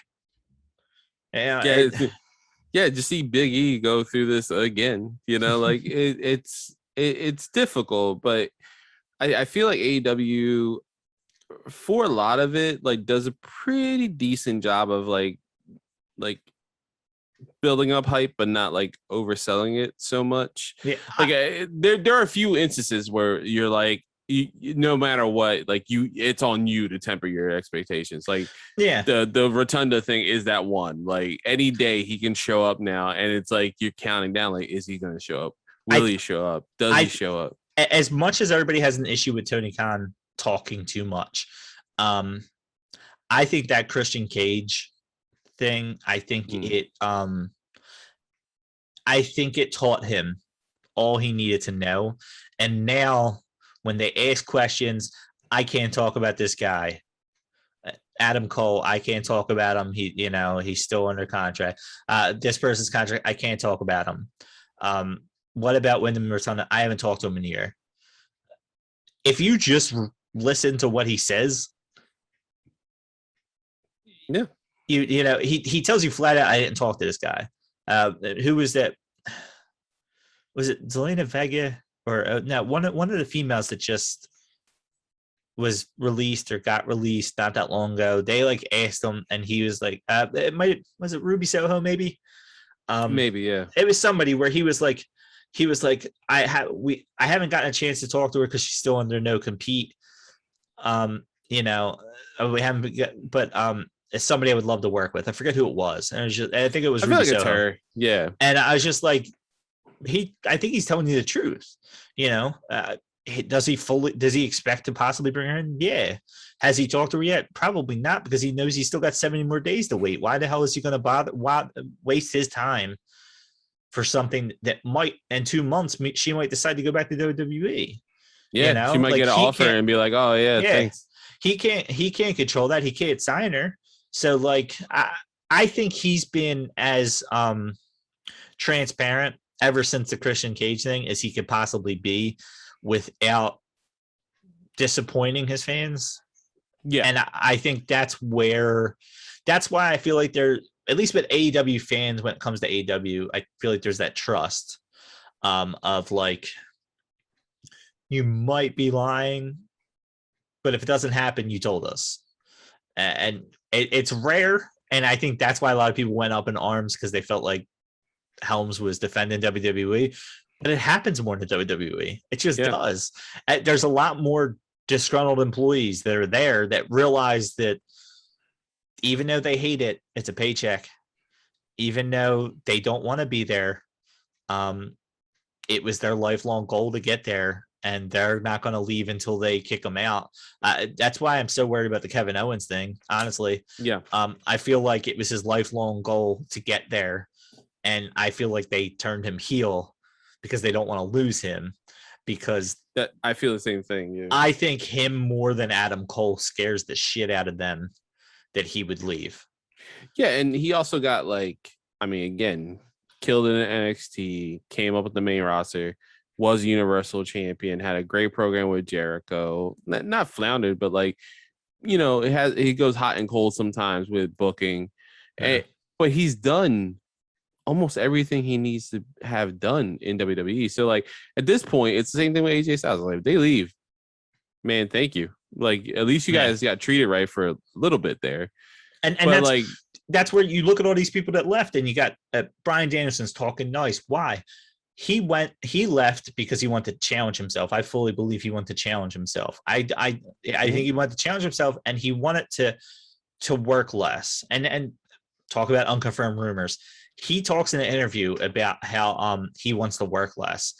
And I seen one of those one of our brethren, I don't know, I guess it was another podcast or one of the dirt sheets. I don't even call it dirt sheets, but where they said, Bryan Danielson going on leave soon, because he said he wanted to work less. And if you listened or read the whole thing, he talks about how he decided AEW over WWE because they work less. He didn't say he wants to work less than what he's doing right now in AEW. He was saying, I came over here for this reason. I'll wrestle 2 matches. You want to record Rampage after Dynamite? I get to wrestle 2 matches in one night and then not wrestle again until next Wednesday. Sure. You know what I mean? He's loving that. Why wouldn't he? Instead of wrestling 5 times a week in WWE, he's wrestling once a week now. I mean, I fully expect him to wrestle most of the weeks because he wants to. He's barely on the road. You know what I mean? He's going home to his family. He's getting to spend time with his 2 kids. And that was the less work rate he was talking about, is what he's doing now. But again, somebody took a snippet of what he said, twisted it, wrote an article about it, and then I'm seeing people sharing it on all the wrestling Facebook groups we're in, and oh my god, and no, that's not what he said. That's how they interpreted it. That's not what he said. I fully expect Bryan Danielson. Almost said Daniel Bryan. It's so hard. Still. JR, I feel your pain. Oh my god. But I fully expect him to wrestle once a week. Yeah. Until he leaves there. I don't, if he doesn't wrestle in a week, I'd be a little surprised. Punk, I'm not surprised. I think he loves the fact that he's helping people in the back, that he gets to do commentary. I think he likes doing the little things. Yeah, he gets to screw around. He has that love for wrestling again. For Bryan Danielson, it never left him. You know, and maybe Punk will get in better shape, and maybe he'll want to wrestle more. But true, I think he gets to pick out the cities he wants to wrestle in. You know, I think he wanted to wrestle in Philly. I was convinced he wasn't going to wrestle at all in Philly. Yeah, or not even show up. And I was like, he's just taking a break, and I was okay with it. I thought so too. And he showed up. I was like, okay. And when he went over the whole ROH and he lived in Philly, and I'm like, he probably said, I want to wrestle in Philly. You know, I want to make sure I get a match in Philly. I'm sure he gets to decide. You know, I'm sure he has a say in when he wrestles and when he doesn't. And who? Yeah, and it's not to downplay him, but he had an issue with WWE, and his value is more in his words than it is his wrestling, as opposed to Bryan Danielson's value is more in his wrestling than his words. Yes. So you're taking his strength. he's been on TV basically every single week. CM Punk has, whether it's been on commentary or in some way, shape, or form. Yeah, his presence has been felt. Yeah, so he's been there all the time. And I've said that before. I love about AEW. They seem to squeeze everybody in there, whether it's a backstage thing, whatever. Storylines, you very rarely see a storyline get skipped over, a major one get skipped over. And it's not by just showing replays of the week before. No. But Adam Cole, if I guess just to go down the line of the people that left, Adam Cole would still be in WWE right now if AEW didn't exist. I agree. He wouldn't have been in WWE NXT had AEW existed prior to him going there. Like if AEW was a thing, I don't think he would have been in NXT either, though. So that's the thing you got to look at. His lifelong goal was to get to WWE. I'm sure he loved it, but had he not been under contract, he would have definitely formed this company with those guys. Oh, from day one, absolutely. And it's not a knock on WWE. You get that feel. You get that feel that he would have loved to do that from day one with them, and he jumped at the opportunity to be with his girlfriend and his friends. Why wouldn't he? You know, he's where he's happy, but it's not that WWE did him wrong. No. So why is he gonna say anything negative on them? There's plenty of guys, like you said, that go out of there and get angry. Miro, had a lot of reason to be upset. Ruby Soho had a lot of reason to be upset. Soho was not their cup of tea. She's just not. No. She was never going to be the girl there because she doesn't have the look that they want to be their main. You know, she just doesn't. And that, for right or wrong, she was never going to be the girl there. So she went in with a chip on her shoulder here, a place that desperately needed top women talent, which their women's division is light years. You look at this TBS tournament and stuff, it's light years from where it was when it first started. Absolutely, man. And seeing where Britt is, seeing where Britt Baker is, you know, like she finally is in that role where, you know, was hinted at before, like the chosen one. And that, you know, took a couple years, and look at Adam Page.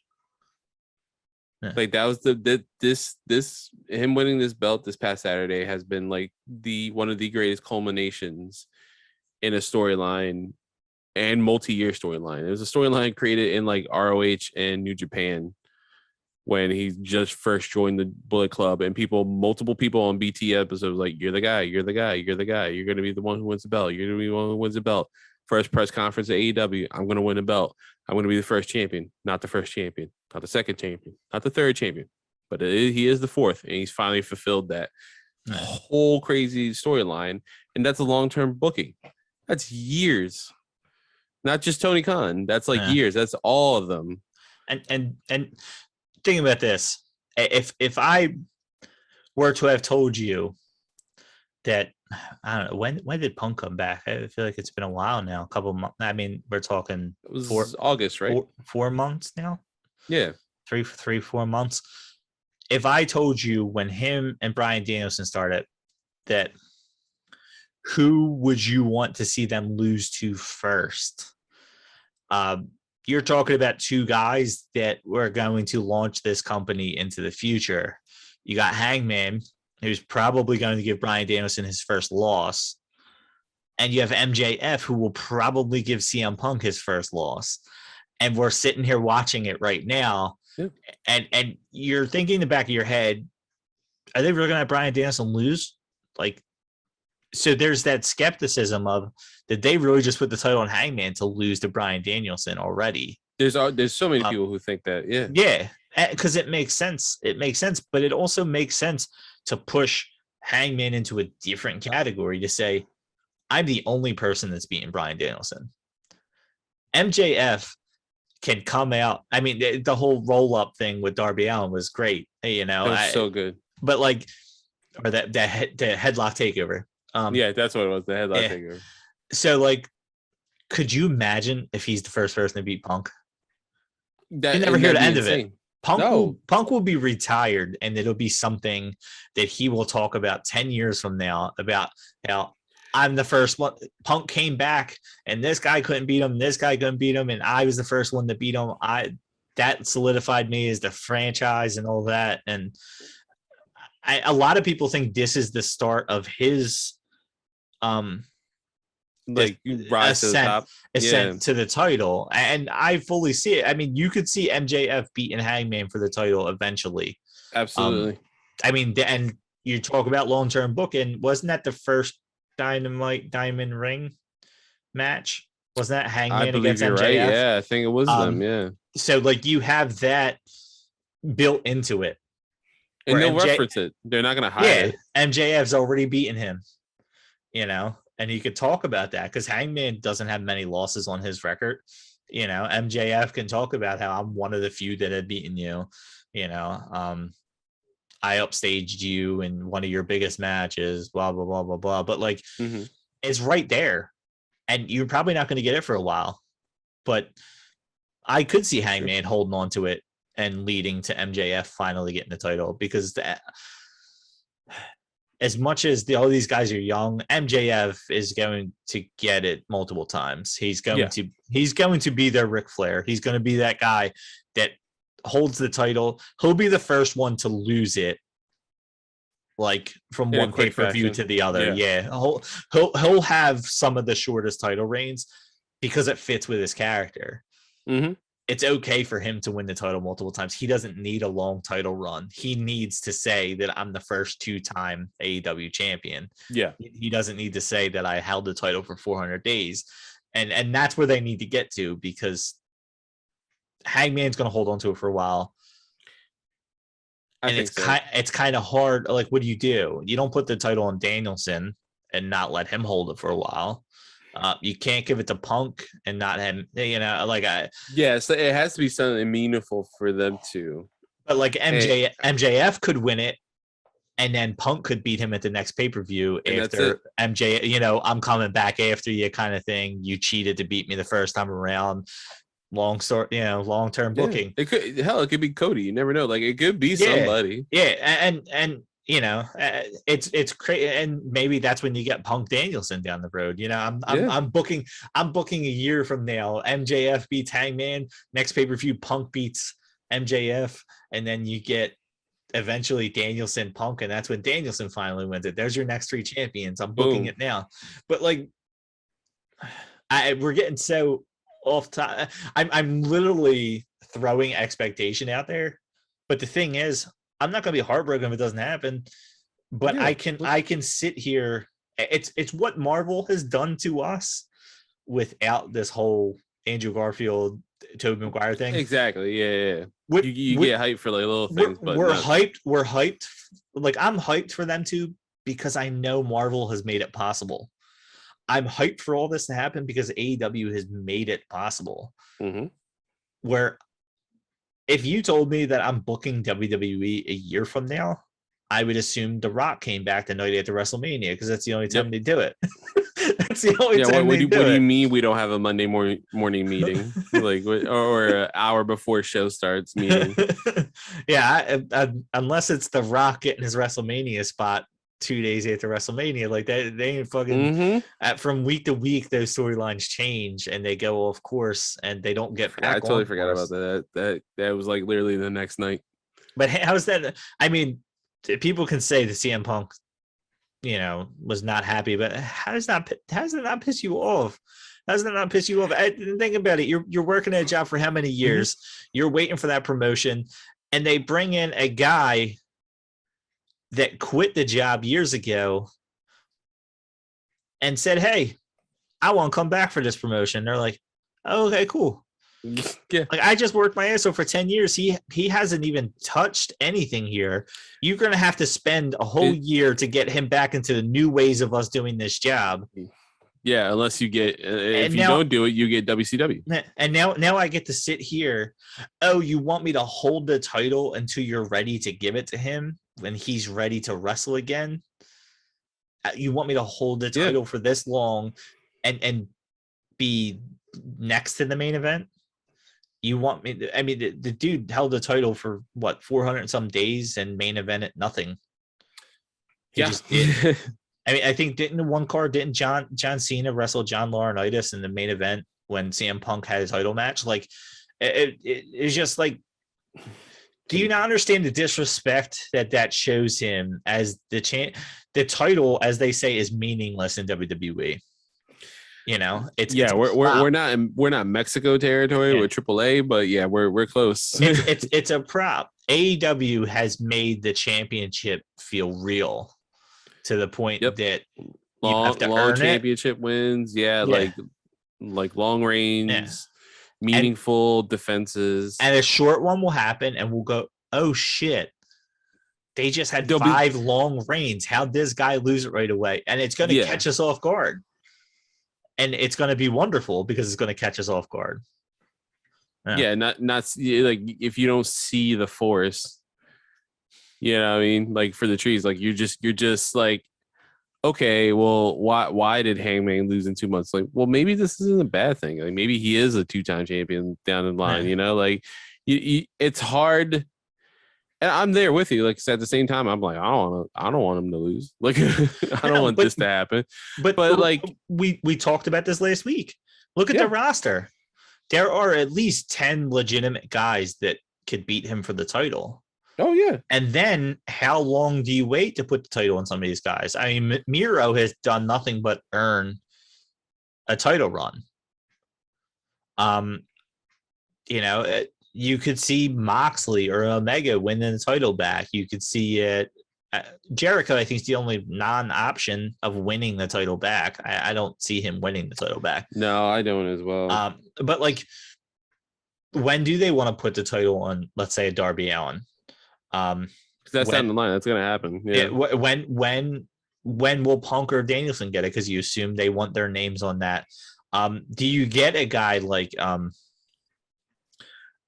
underdog story and like Eddie Kingston winning the title eventually? Because that could be a short reign, but his name will forever be in there with the champions. You know, you have guys, Malachi Black, El Idolo. You have guys at Cody. You have guys that like you're like, when's it going to happen? Yeah, I know Cody put that. And with you with I know Cody put that stipulation on his character. He's going to go back on it at some point, and then you know, just but they have so much talent that he could legit never win that title. He could be thought of as the best guy to never win the title, and now you're the Roddy Piper. And why wouldn't he love that? You know what I mean? Like, sometimes it's better to be known as the best to never win it than the worst to have won it. Yeah, exactly. Jinder Mahal. Yeah. Great Khali. Yeah, Khali has to be the worst. But like, you know, I mean, Cody could go on a him and Dustin run for the tag titles. You know what I mean? Like if he really wants to go on another championship run, I don't think anybody would complain about him and his brother. You know, his brother wanting one last championship run, and he can't do it singles, so Cody's going to help him. And you know, anything can happen. Like that's the thing. We still, that is temporary expectations, right? Yeah. We have to, like, you have to in the world of wrestling. Yeah. And it's crazy to me because, like I said, you expected Lucha Brothers to win. FTR, you expect to get the titles back. Young Bucks, you expect to get the titles back. Yeah. But like they're going on so many long runs. Would it surprise me if Young Bucks never won the tag titles again? No, yeah, that'd be the thing. I would be like, meh. It would, but it wouldn't at the same time. It's the same thing. Omega, if he never wins the world title again, it would surprise me, but it would make sense. There's too much other stuff. FTR is the team I assume will be the first 2-time champion. Just because I don't know if they're there as long term as like the Bucks, where you can hold off on the Bucks. The Bucks are probably going to be there until they retire. Yeah. So you can kind of hold off on them a little bit. So I could see. I mean, the Best Friends never won it. No, and they've gone for it a couple times. Yeah, you got the Luchasaurus and Jungle Boy. Oh, yeah. I mean, that might be Jungle Boy's first title. There's you have what is Dante Martin and his brothers, the actual tag team name? Top flight, right? Top That's the flight, yeah. Well, private party. You know, if they face That's another turn, one. you have I mean, Santana and proud Ortiz. and powerful. Yeah, Yeah. I was gonna say. As I say, like you have teams that haven't won it yet, and like I said, you can easily see a Cody, Dustin thing, and maybe Malachi Black or Miro becomes the best TNT champion they've ever had, and that's their True. ceiling. Is it the worst thing in the universe? Like you never know. Yeah. Like it's it's weird because we went from Brody Lee's coming here, he's going to win the championship. Miro's here, he's going to win the championship. Malachi Black, that finally they're going to get what they deserve.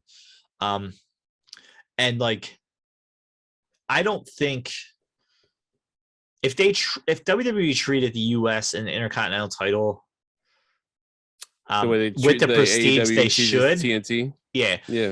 If we would never be saying, why isn't Nakamura the world champion? We'd be saying, he's got a long reign as a mid-card champion. That's amazing. It's great. Kevin Owens, it's great. The problem is they have 3 world championships in WWE. And then they have 3 mid-card championships. And those mid-card championships are treated more like props than their main titles. And that's the thing. Malachi could have won any of those 3 titles. AEW's got 1. Yeah, when's the last time the US title had a meaningful match, right? And Damian Priest, who is an awesome wrestler, one of my favorites, is holding the title right now. I mean, like, I think he defended it like maybe last week, and it was like a banger match. But like before that, like they use those titles. Like, I feel like if AEW is WWE, Dante Martin right now would have the title. Leo Rush would have the title. And no knock on these guys, but like I feel like that would be the level of where they have it, where it would be getting defended on Elevation. You know, I just feel like that's the level that they put that at, where in reality, a guy like AJ Styles should just be making that meaningful. True. You know, like that's what, if you're not going to put him in the world championship, McIntyre, he should hold a title. Yeah. Drew McIntyre should be holding on to it and basically saying, I don't want, that's what they do with the TNT. I don't want the world title. Miro said, when he went away from his whole character, said, I'm coming for the championships. I don't care which one. I want to be a champion. I'm going to be a champion. Yeah.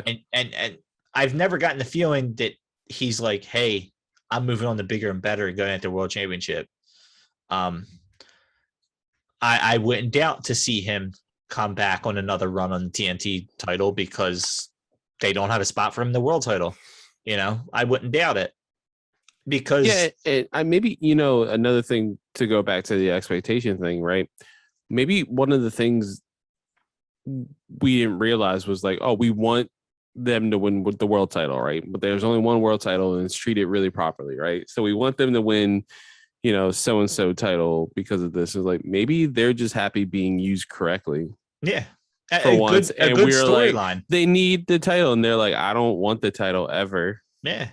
Like it was weird. It was weird thinking with WWE, with like the New Day, like hearing multiple interviews outside of like WWE be like, well, the main goal is to get Kofi a championship. They did that. All right, next one is Big E. All right, we got that. Yeah. Xavier, what do you want? I just want to win King of the Ring. That literally is the only thing that would make me happy. And he finally wins it. I was like, okay. So you like it's like if you 2 of your other friends get the world title, you want the world title too, right? It's like, why would I? Yeah. You're assuming like there's definitely somebody who loves Xavier Woods. Like he needs the world title. And hey man, he's good enough. And he ain't stupid. He ain't stupid. Yeah. He knows if he wins it, the next night Brock Lesnar's coming and beating him in 2 seconds. He's beating him quicker than they beat Kofi. Like he ain't dumb. He ain't dumb. He knows how they treat their champions. Even in he knows how they treat their wrestler because look who's the new host of G4. But like AEW, like Miro, I feel like in his character, it fits that he wants to go after titles. Yeah. Like I feel like it fits with that. But like, if Moxley never won another title, they could do so many good storylines with him that they don't need to. Yeah. I feel like Punk probably doesn't want to win the title. I feel mean, like there's always chance, right? Like we're projecting that we Yeah. want him to win the title. He needs to win the title. He's like, I'm cool with just putting talent over. I think from a history AEW championship standpoint, you have to at some point. But do I think that he wants to? He probably just wants to be in good storylines. I mean, MJF deserves it from a young guy you're trying to push standpoint. But like Christian Cage will probably never win the title, but he'll probably compete for it a bunch of times. He'll be in storylines with champions. He'll turn heel and face. He'll compete for the TNT. Hell, he might win the TNT. But he's at that upper echelon where I think he's just happy with putting guys over and being in a meaningful storyline. And that's where I think Punk is. You'll see this Eddie Kingston Punk thing come back up. I don't think that's the end. I don't think that's the last time you've heard of it, especially with him not shaking his hand at the end. I think eventually it'll make its round back. Yeah, and who knows? And who knows if that's the match that Eddie Kingston becomes number one contender for the world title? Yeah. We Hangman didn't beat Kenny Omega for that. They were a tag team. All that stuff happened, and it was long-term booking. And maybe that's what it is. Maybe Punk happens once a show.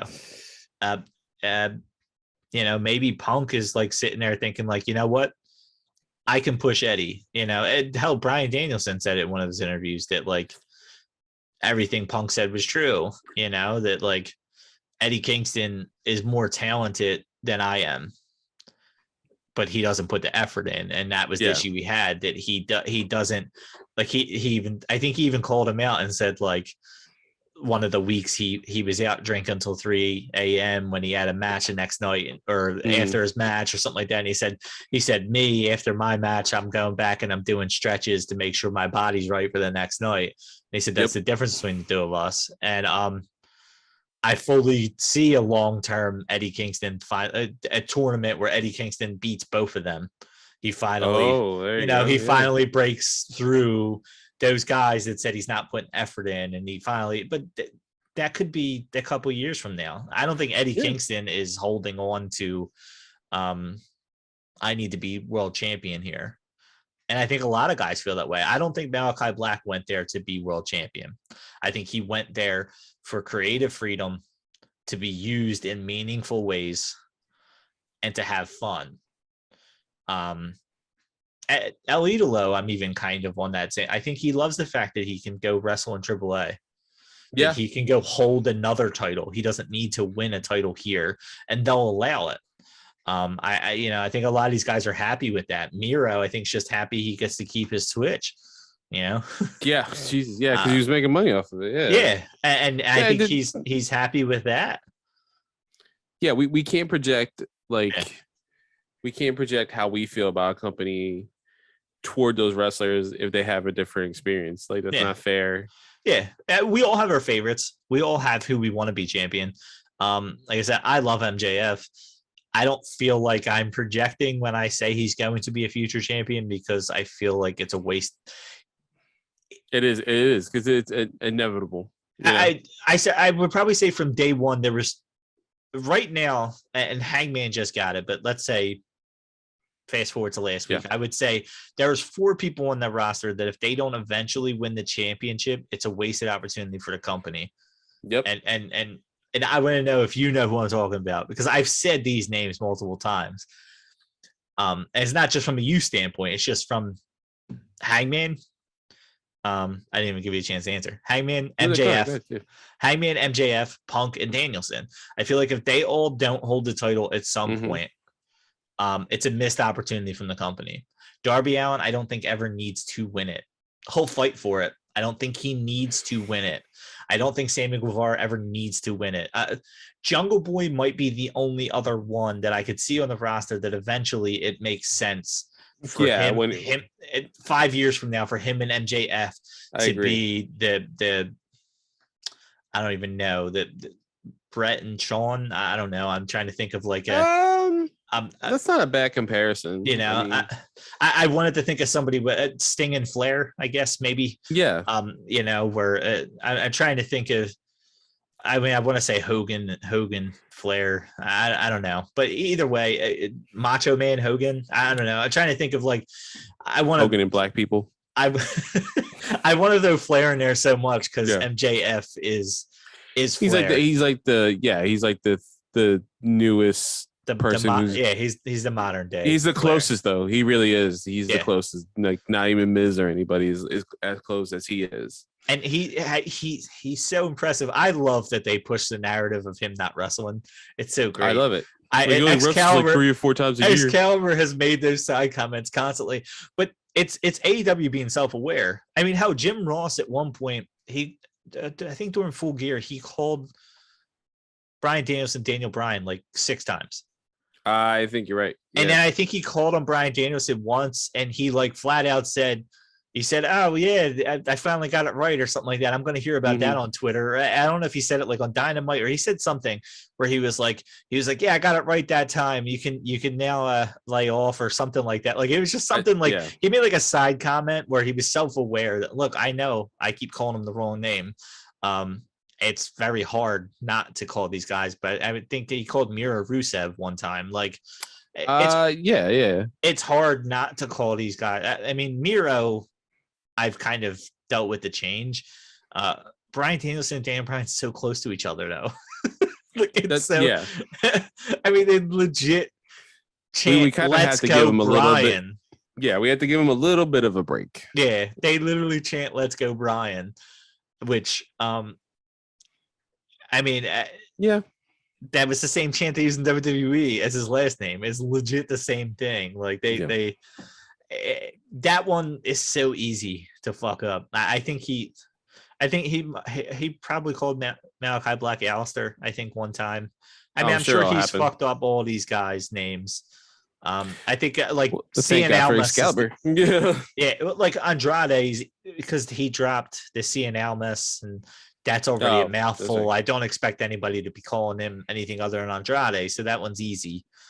I mean, he called Paul White Big Show on multiple occasions. Again, that's right. Yeah, really easy to do though. I mean, Christian, you call him Christian. His name's Christian Cage there, but you call him Christian.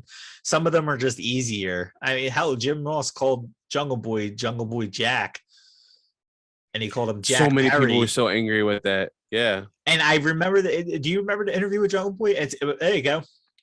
Temper expectations, unconfirmed rumor, not even temper expectations, unconfirmed rumors. People were like, "Oh my God, that's so bad for him," and they're so mad at JR. And they interviewed Jungle Boy, and he said, "Jim Ross is a legend. He can call me whatever the hell he wants."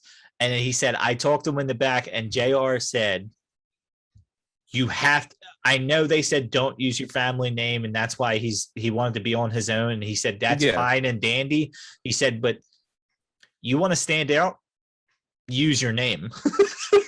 People know who you are. They've already said who you are. You're technically using your lineage anyway, because people were name it. Don't treat people like they're dumb. Use it to get your spot. You'd be dumb not to, because the next person would absolutely use who their father was if they could. And it's just like, why aren't you thinking of it like that? You should be thinking of it like that. No, I agree. But everybody was like, "Oh, he didn't want it for this reason." Send me a message real quick.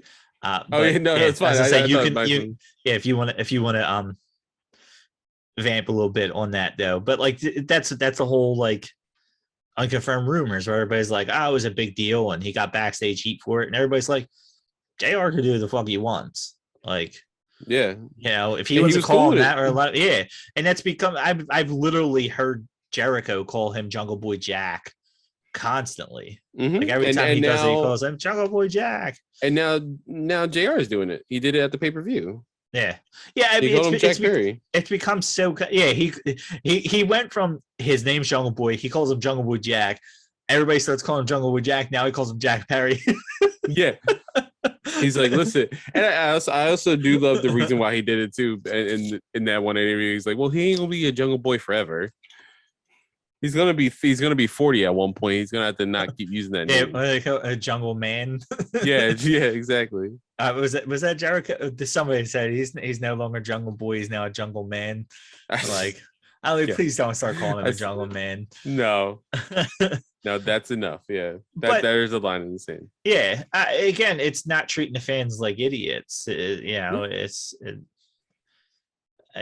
I don't know, but all right.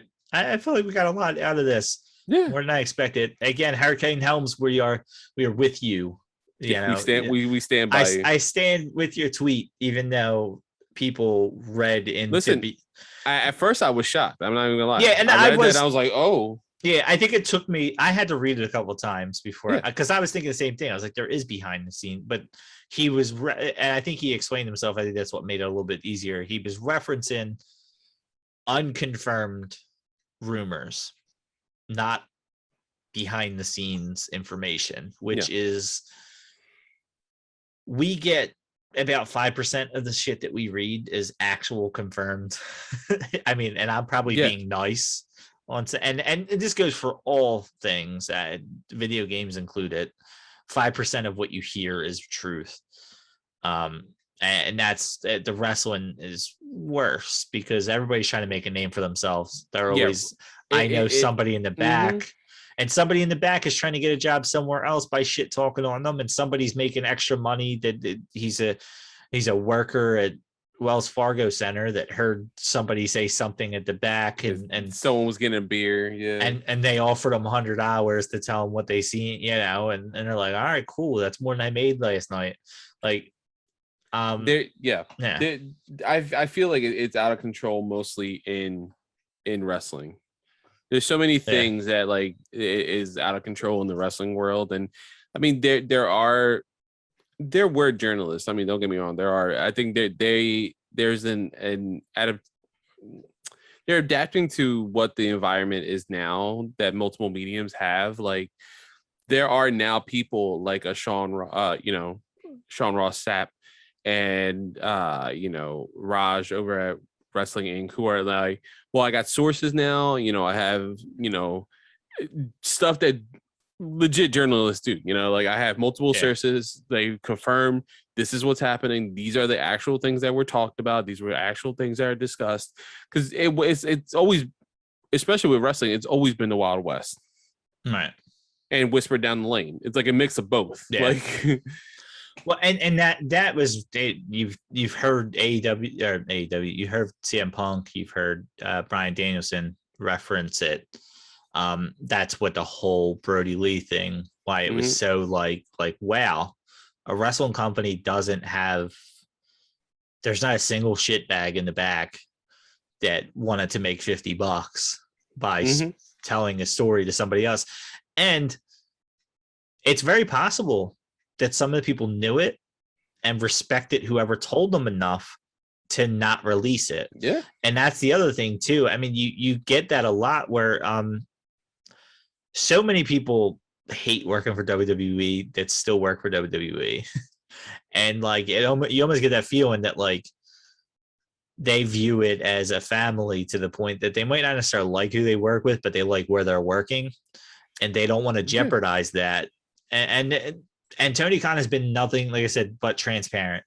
And maybe that's what it is. Maybe you see some of those interviews, the phone interviews with Paul Levesque, and he's telling you about everything. And you read the interviews and you're like, he gave me some info, but like, I feel like he's speaking like he would speak on TV. I don't feel like I'm getting inside information. I'm getting a lot of, I was really happy Adam Cole won the championship. He's been doing great. Like, exactly. Yeah. It wasn't. Why did we need to do a phone interview, except for the fact that you want people to think that you're giving them inside knowledge because you're calling yourself Paul Levesque instead of Triple H, and you're on the phone interview. You're not getting Tony Khan. I feel like he's like, after Hangman Page wins, he goes, "These were our 4 champions from day one.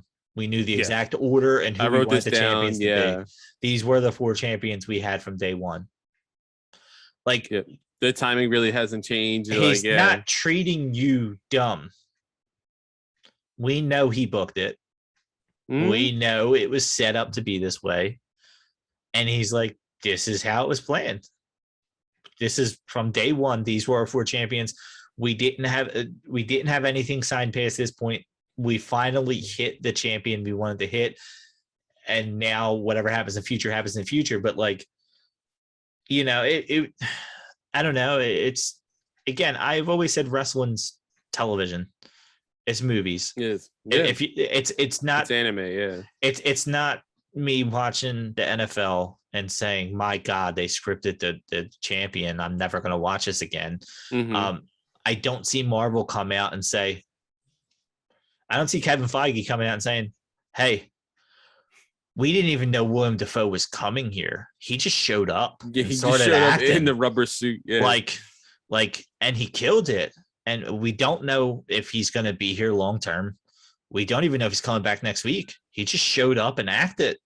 It was crazy. I don't know. I mean, we'll see what happened next week. You know, he's just got to keep stepping his game up if he wants to keep that spot at Green Goblin. You know, we have other actors that are trying to fight him for. You know what I mean? There's no other business like wrestling for that. Wait, what? Like you knew, you hid it from us, but don't act like just last week William Dafoe just decided to come in. You tell us, hey, 3 years ago we had this prepared with William Dafoe. He's kept it a secret since now. We've literally kept that a secret since now. And that's what Tony Khan does. He's like, hey, I'm going to give you behind the scenes on that television show you just watched. Yeah. And relevant, you know, like him saying that, like, these were always our 4 champions. He said that like after page 1. Like, it's like, all right, I'm going to confirm to you this was always the idea. Yeah, he didn't say last week, hey, I knew who our top champions were always going to be, and we're heading there, or like, you know. Yeah, we're getting close. Yeah, like, it's going to happen. I'm not telling you Hangman's the 4th one, but I definitely know who the 4 champions going to be. Like, well, no shit, Sherlock, we know, but I believe him when he says from day one that these were the champions. It makes sense. I mean, Moxley was the hottest thing in wrestling when he first came over. Jericho was the guy that made them a mainstream thing. Legitimized them, yeah. Omega was the best wrestler in the world, but casual people did not know who he was. So he eventually led to him being the champion when you get to see him wrestle, and people who were watching got to watch him. That made sense because he should have been champion day one, but it just didn't make sense mainstream media wise to make him champion day one. And now the storyline of Hangman being the young guy that finally wins the championship there. And again, we've said Danielson makes sense to be the next one. MJF makes sense to be the next one. CM Punk makes sense to be the next one. I don't know, other than Omega winning the title back, that they have makes sense to be the next one right now. I mean, well, that's the interesting thing, right? Now we're in this 3 months from now, we could feel differently. Yeah, or he has an idea and he's not telling us. Yeah. I mean, I love Pac. I think they may have missed the boat on his championship run, but Orange Cassidy, the same thing. If he was going to win it, I feel like it went by. There's no way he's winning it. There can't be. But like, there can't be, because I know for a fact the second he gets that 1, 2, 3, I know one person in my life is dying out of anger. But like, if they both won eventually, it would be done correctly storyline wise. I feel and I could see both of them winning it at some point. Here's the thing too: if AEW is still a thing like 40 years down the line, I could see Tony Khan being like, "Hey, my grandson's taking over. I'm done because you know what? Everything's starting to get stale. It's not making sense." I could see him backing away, because I would.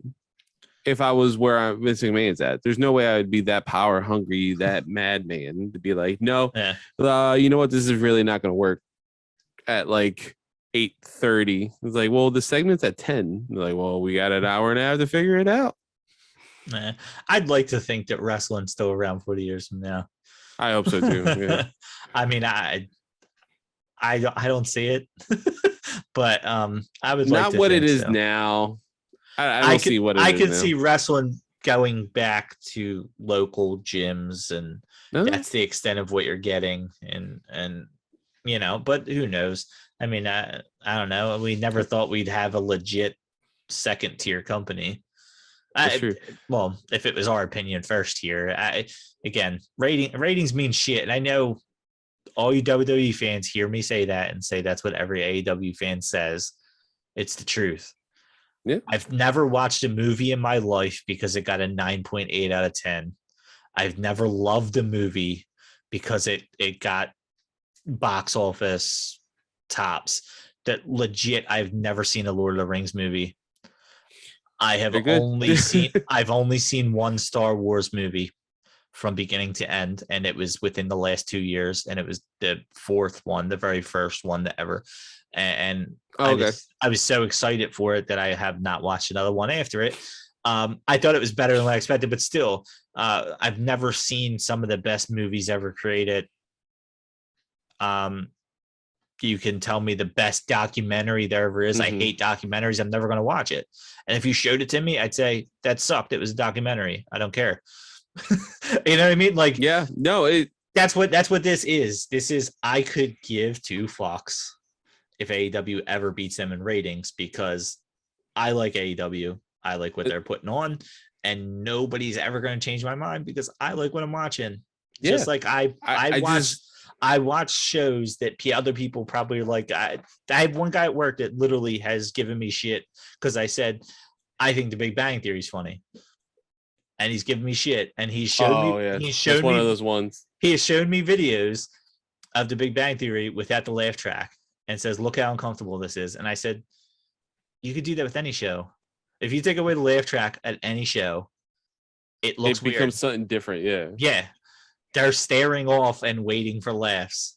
Every show. Every single show, you take the laughs out of the background, it does the same thing. Don't try to make it like it's a Big Bang Theory is not funny and it's only funny because there's a laugh track telling you to laugh. Now, that's every show. But again, it's not my favorite show, but I enjoy it. But I'm not going to sit here and argue with them if it's you're an idiot for not liking it. No, I like it. You don't. All right, cool. Yeah, that's all that matters. Yeah. Yeah, that's what this is. I have not liked WWE for some time. I've only watched it because it was the only thing there. Yeah. And you're not gonna watch Impact. Yeah. I watched the Sixers when they suck. I love basketball. I watch the Sixers when they suck. I'm not supporting the team because they're putting out a good product. I know. I like the Sixers. It's the same thing. I liked wrestling. Wrestling was there, so I watched it. Yeah. And I prefer to watch WWE than Impact because Impact's awful. No, exactly. But like you have your preferences and like it's fine. Yeah. That's okay. Yeah. And I've been watching MLW. I just watched. Yeah, that's true. You're already broadening your horizons. Yeah. And I watch it and I say this could be done better. I don't like that they did this. I don't like that they cut out here. I don't like this. And there's things I don't like about it, but it hits more of what I want to see than what WWE does. And I mean, literally, you can name this episode "Fanboyism" and tempered expectations. Like that's literally what it is, because that is like the main topic, and that's kind of just what's going to keep going forward. Like the main story here is like temper your expectations and don't be a dick. Yeah. Like what you like, don't be a dick. I think I read somewhere, but Ric Flair said that AEW should be at 1.1 at the lowest. Why? Yeah. Why should it? Wrestling as a whole has been dying for years. As far as viewership goes, it's been dying for years. Why do they have to hit 1.1 or I don't like them? Like why do they connect it? That's they said it's the expectations. TNT, I think, is more than thrilled of what they've given them. Yeah, I think they have been. I'm sure TBS is going to be the same way. Yeah, like, I mean, they're all the same parent company, but I'm sure they're going to be like, hey, man, you get us ratings. That's all that matters. They're known for very few things, TNT and TBS. They're just known for very few things. I mean, NBA has been its saving grace because that's what TNT is known for. NBA on TNT. They based everything around that. And then re-showing edited versions of well, and watching every superhero movie ever existed come on 12 times in a row at night, with curse words beeped out or edited out of it. But like that's what TNT and TBS is known for. I don't even know what's on TBS anymore. I used to watch King of Queens 18 times and Seinfeld 18 times in a row. What is it now? Yeah. What does that entail? Now they took The Office, I think, at one point they had on there, but yeah, like you're right. That's what they're known for. They're the channel that shows that they never had in the first place back on their show. So now they got wrestling and they got a fan base and I'm sure 500,000 viewers would have been great for them for either one of these shows. And everybody's like, oh my God, they're under 1 million. TNT's going to drop them. And TNT's like, here's more money. Yeah, here's more money. Here's more years. You just got to switch to TBS because we also have the NHL on here. It's like, oh, yeah, sure. Yeah. They're like, oh, okay. Yeah. You've been able to work with us. You can't have every Wednesday. You're going to have to do Saturdays every once in a while. Oh, okay. Friday night, you're going to have to move from 10 o'clock. It's already shitty to 11 because we have a basketball game. Oh, okay, cool. And they've ran with it and they've worked with it. And TNT is going to do everything they can to keep them around, I think. Yeah, no, I agree. Turner Media, I think will be doing that. Yeah, and I don't think if they don't hit 2 million in the next 2 years, I think they're excited. Just they're getting national media attention. The viewers nowadays mean shit more than anything. With streaming service and stuff, they don't add any of that stuff in. I have not had cable in my house since, for 5 years now. I don't have cable. I don't. I don't have cable. I have streaming media services. That's what I have, and I watch TNT using my mom's password. I use her Xfinity account. Listen, man, and I stream it online. Yeah. And in turn, I pay for Netflix and she watches that. We have a mutual understanding. I pay for the streaming services, she uses them. I get her Xfinity account, and that's how it works out for so many people. Yeah. We break bread that way, but like those ratings don't show that I watched Dynamite at 11 o'clock at night instead of live. Those ratings aren't showing that. I've watched Dynamite every week, but I also watch it when I wake up from work. I don't watch it at live. It's not appointment television for you. Yeah. Especially nowadays, like there's almost no such thing as appointment television. I mean, right now we're at midnight and Cowboy Bebop came out, for Netflix, the live action adaptation. Like, how do you measure that metric now, for Netflix? That's like everything's so different nowadays. Like it's. Yeah, and I know there was the there you go, unconfirmed rumors. I'm going to spread one. The whole idea that WWE was leaking out AEW's their initial ratings. I don't know how the Nielsen ratings work. Yes. But apparently the quick ratings that come out, they're not the actual ones. That WWE was leaking them out to sources so they would show those ratings instead of the actual ratings they got. And again, TNT's happy with it, so who cares? Who cares? It doesn't matter. Who cares? Did you like the whatever movie that you watched less because they only made 100 million instead of 150 million? Oh, I'm sorry. The company's still going to make a second one. That's what this is. This is right here. TNT's happy with it. I'm happy with it. I could care less what your numbers say. Yeah, and you should be happy with it. Yeah. Do I want them to hit 1 million? Yeah, for them. Yeah, I'm just happy it's on TV. I want the numbers to be high, purely because it continues to give them national media attention. Because if the numbers are not high. And this is not just TV ratings, and that's where a lot of people get confused. These websites will talk about AEW if the Twitter conversations are happening, click-through rates, and all that other stuff. All of that runs into this just as much. they're going to give them attention if they feel like Twitter's on fire about it. If they feel like their website's getting more clicks for AEW stories than it ever has for WWE.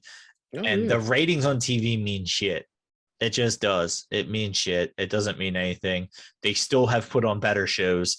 I don't care what the ratings say. The fact of the matter is, if people didn't watch a movie on that opening weekend that are not promoted as much as the other ones, does that make it a lesser movie? No, it just means more people are going to watch later. And that's all this is. AEW is the movie that doesn't have a big studio behind them. And just they feel like underdogs. Yeah, they hit $50 million on opening weekend, and they're thrilled. And the movie snobs are like, huh, they couldn't hit 100. They're not going to be a success. And their studio dished out 10 million. They're like, what are you talking about? 50 million opening weekends. Great. This is awesome. And you have the cult fans that are like, yes, give me more Saw movies. That's the first thing that came to mind. Like, so many people are sick of it, but you got the cult fans out there that are waiting every year for a new one to come out. So much so that they brought back with Chris Rock that the book of whatever the hell that was called. Spiral. Yeah, it wasn't that bad. Spiral. I know it was good. It was good, and it caught me off guard. I didn't catch on to what was happening until Speaking right before expectations. I mean, if they just said, "Hey, man, this is like a Law and Order episode with some more gore," it's like, "Oh, cool, I'm down." But because once someone said that to me, I was like, "Oh, I like this movie." If no one told me, I'd have been like, "Nah, I'm not really a fan of this." But think about that, like a lot of people, because they didn't promote themselves as the next Saw movie too. The expectations I don't think was there nearly as high. I remember seeing it like, wait, this is the Saw universe with Chris Rock? That's weird. Like, but I wanted to see it. Like, I definitely wanted to see it when it came out. And again, they probably, I'm sure they didn't dish out $100 million to make that movie. You know what I mean? And I'm sure it beat what their expectations were for it. Yeah. And which is still fine and good. People loved it and people hated it. And again, everything is within people its are own talking thing. about it. You know? Yeah. WWE hitting under a million viewers is worse than AEW hitting under 500K. Like, I agree. It's just worse because I don't think TNT's expectations are there, but WWE, you can't go from 3 million to 0.9. Yeah. That is the ship is sinking. You have investors, you have people that actually view those numbers as the end all be all. And will sell their stock options because of it, which will then in turn affect their pockets. And that's, I don't know, as the difference in it. But yeah, I feel like every time we talk, it turns into WWE bashing. I try to avoid it, but again, when you let go of like 8 wrestlers to start our night off, that's crazy. We got to talk about it. You keep shooting yourself in the foot. I don't know how many toes WWE has, but they're losing them. I'm on Twitter and Samoa Joe's name was I literally trending. I don't know if you saw me when I was looking over to the side and I was like, my eyes got wide for a second. I was like, oh no, did it? And it was like people, which is weird. People are like, I hope it happens with him. I'm like, all right, well, you know, that's still him losing his job. I can actually see your monitor change, I think, in your TV in the back. The glare. So when I heard you click and I seen it. You're right. Samoa Joe obviously wants to be there. So why is everybody hoping that he's not? There's difference between guys that sign contracts. AEW came about afterwards, and now they're waiting for their time. Samoa Joe is up there. Samoa Joe was legit released and then re-signed. He had his chance. So why are you asking for him to lose the job again? Same thing. I feel bad for Drake Maverick. I'm not excited to see him go somewhere else. You know why I'm not excited to see him go somewhere else? Because he literally begged to get his job back. You could tell that he preferred to be there and more than anywhere else. So why, I can't be happy for that guy to see him somewhere else. What, 90 days when we see him back on, what's the name? Impact? Yeah. But that's like Eric Young was so happy to be rid of WWE, and you could tell it. Yeah. There were certain guys that Miro, you see him revitalized. He was happy. Malachi Black, happy to be gone. El Idolo happy to be gone. Mhm. Guys like Adam Cole and Danielson left for different reasons, but they left. Their contract ran out. They weren't released. And if they were released, it was because they asked to be released. You know what I mean? Yeah. Those guys would have asked and been granted. Just like Kevin Owens. If Kevin Owens leaves, it's going to be because he wants to. Mhm. But I'm not sitting here saying I hope they release Kevin Owens, because if he only wants to stay in WWE, that's messed up. Yeah, he should stay there. Yeah. We can't project what we want Yeah. or our fantasy booking. Yeah. Is it Bray Wyatt? I said to go back to the expectations of him going there. We don't know what he wants with his life.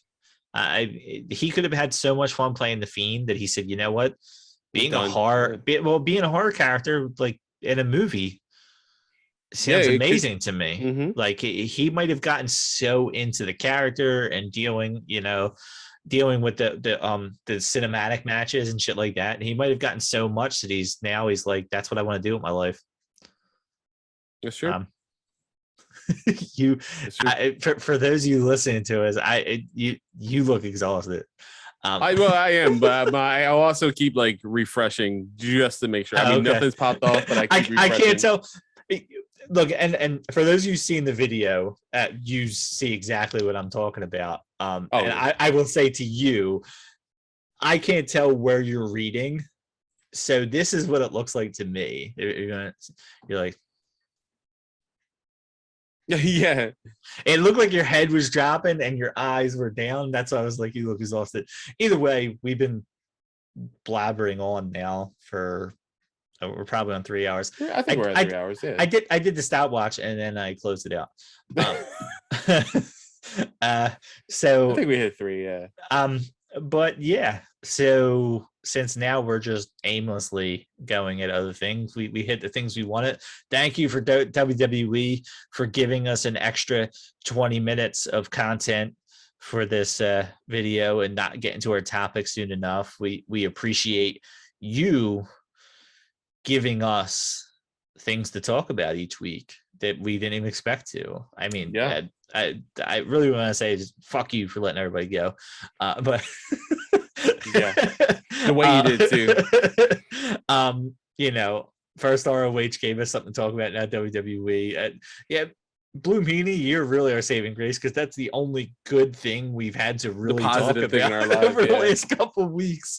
The biggest positive we got to talk about was Blue Meanie sharing our stuff, which, speaking of positive notes, I will end this here. I will mention this. I'm very, very close to having our past episodes up. I was going to adjust. I was going to adjust the first 2 that I posted on YouTube, which would be episode XX, which was 63 and 64. I was going to edit them. I'm going to leave them as is for our whole 5 likes on each. But I will. YouTube does not let us backdate it, so I think I have to set a playlist or something like that. I don't know. We're gonna try to find a way so our new stuff does not get lost. The intention is to have them all up before this episode, so hopefully you're hearing me and they're all there already. So if you're hearing this, go back and listen to magic. Our old stuff. Yeah, the intention is for this to be up tomorrow. It's now technically Friday morning, so in Friday, this to be up. The intention is to have the other stuff up as well before then. So go back, listen, enjoy the power that is Peachy. For those of you that don't know who Walton is, because he's only done 1 episode since we've been back, you can get familiar with him. And Carlos was on 1 episode out of the first 63. He was on 1. That would be episode 50, a very special episode. Rest of Society X. That was it. And that's what started this whole Carlos journey into this stuff. So honestly, it has. Yeah, now I have my own show. I've been on other stuff. Yeah. And if that episode showed me anything, it showed me that I wasn't prepared enough, and I've always been the most prepared one on the show. We did an interview with Paul Laporte, which, hold on, I have all the episode numbers here. So see, this can be a whole little thing here where I can plug all the old episodes. Where is it? The interview with Paul Laporte.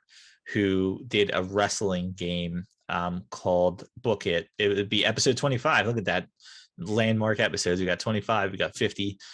Book It, the card game. It was our only interview we've done so far. Blue Meanie, we're coming for you. But we did an interview with him, and I did all this research and sent it to Peachy and Walton, and they said, you have too much time on your hands. But I said, read it all over. I said, read it all over before we talk to him. So you have questions to ask, because I got questions, but I wanted to split it between the three. We come to Wrestling Society X. I have literally watched every single match and wrote notes. And here comes Carlos with like a notebook, right? Notebook, yeah, of way more written than I had, and I felt like I was over prepared. So, like I said, if there's any question of who I wanted to bring on here, it was definitely you, because you put me to shame. But now it's I mean, it's a good thing. I like being prepared, and I like not having to prepare for you too. So the fact that you put me to shame there is a good thing. But yeah, so there's that. I mean, I'm not going to run down all the episodes. My personal favorite episode would have been, we talked about Kenny Omega and Okada before their fourth match, and we run down the first three matches. Jer, friend Jer, is a good one, yeah. That was before we lost all the episodes. That was our most downloaded episode. I know that. Some of them were hilarious, and I wish I wrote little notes on the things. I just have who the guest hosts were. I know one. Oh, wait, hold on. I know exactly where it is. We did a string of SummerSlam 2018. All right, episode 23. For those of you hearing this, I might want to look back. Episode 23. Listen, we did about 7 or 8 hours worth of recording. Oh, yeah. We split them into 3 episodes. We did Raw with our friend Matt Fico. We did SmackDown with our friend Greg Hall from We Podcast and We Know Things. And then Jared Culver with the NXT. And we did them out of order. I think we ended up presenting them as Raw, SmackDown, NXT. But I think Raw was technically the last one we did. And Peachy was drinking the whole time. So once we got to that episode, Peachy was so drunk and just berating Walton, which is what started this thing to first place when we went to WrestleMania in Dallas, with Peachy just getting under Walton's skin and them debating things. And we said, Peach, we want you to come on the show, and we want you to be the anti-wrestling fan. We want you to be our heel. We want you to egg on Walton and make it funny. Just piss him off. So first episode we come on, right? But we're coming here expecting the clueless Peach. That I'm going to aggravate you and tell you that you're a filthy casual and Dave Meltzer's a joke and WWE is awful and all this stuff just to like get under people's skin. And he came prepared. And he talked about wrestling. We know he don't watch wrestling, and he talked about it like he had been watching it for years. And we got off that episode. We said, dude, what the fuck?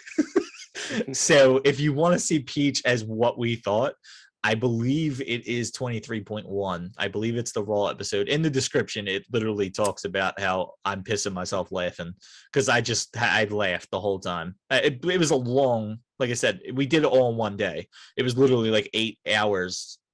I think at one point we even took an hour and a half break in between. Yeah, we had to adjust because I think Greg needed to get on earlier than we thought, and then Jer. Oh, probably because he had the other show, right? Yeah, well, I think he had just either his wife was pregnant or he had just had a newborn too. So she was letting him get on, and then things changed, so we had to adjust. And I think Fico actually sat around waiting for that episode. He was supposed to go on, I think, second. And he waited around and listened to so it's just funny because Peachy just drank the whole time, and including during our break, he continued to drink. So, but yeah, I mean, again, I can go all around on some of my favorites, but there's, check out episodes 13, which would be the Kenny Omega Okada. 23.1 is hilarious. 25 was our only interview. That was a good one. And then 50 was Carlos making his first appearance. Which was a good episode too. It was a good episode. Yeah. We had 5 of us, right? I don't think Peachy showed up to that. It was our friend Roy Connor. It was Roy, you, and Alan Santos. Yeah. And that was the only time you guys had made appearances. Roy, it was the second time. and Peachy wasn't there. So we actually did it in Roy's house, which was fun. So it was fun, yeah. But yeah, so go back, listen. Now I just did all this, and none of these episodes will be up, and somebody will listen to this and go looking for it and can't find them. Like, what the hell? You lied to us. But I believe Podbean will let me backdate this stuff. So I believe if it shows up on iTunes and stuff like that, they should be in order as far as episodes go. Yeah, just listen to all of them. But YouTube, I'm going to try to not have them jack up our current order. But we'll see what happens. It might look a little funky, but yeah, from now on it'll all show the same date. But so yeah, there goes that promotion of our own stuff. And exciting news, now that all this stuff is up there, I'm starting pushing for more interviews. So those of you who may listen to us or may not, or maybe listen to us because I emailed you, we are going to try to get some interviews in. I'm excited for that. That was one of my favorite things we did. And we just couldn't find the time for me and Walton to do it. And Carlos has already said he's more than welcoming to interviewing with me. I need somebody to hold my hand while I do it. So, but yeah, so it's like exciting, Louise. Yeah. Exciting things ahead for us, unlike WWE's roster. Okay. I needed to vent that out. Yeah. Yeah. But yeah, I know we actually did not touch that much on Full Gear. I'm a little surprised. But that's what happens when guys get released and WWE 2K makes an announcement, because we probably would have talked about it. I don't know what we're going to talk about next week. I'm assuming we'll have an episode next week. I know it's Thanksgiving. But yeah, we should probably get one out. Yeah. As I say, that's something me and you will discuss. If I'm sure, I love the fact that you just said that, because I was already writing off next week. So yeah, we could probably do it. Okay, we could probably get one out. I'll try to keep this weekly episode thing, going, and we'll get them out. I'm trying to release them as soon as we do them the night before. I don't want to do this whole comes out every Wednesday, because the moment I do that, we'll start recording every Thursday, and then we're like, oh shit, no, everything's thrown off. So you are going to get these as quickly as I can churn them out. As humanly possible. Yeah. So yeah. Do you have anything else you want to say? Nothing, man. Just hopefully everyone lands on their feet. We send our condolences on you guys losing your jobs. I can't believe this is the third week we're saying it. 2 different companies, third week. It's insane. I mentioned it again, not even looking for clout or anything, but last week when the ROH stuff happened, or 2 weeks ago, pardon me, you're more than welcome to reach out to us. I mean, we're a small publication, but if anybody wants to reach out and talk, this is a platform. You're more than welcome to come on. We can discuss it. We can interview. The floor can be yours.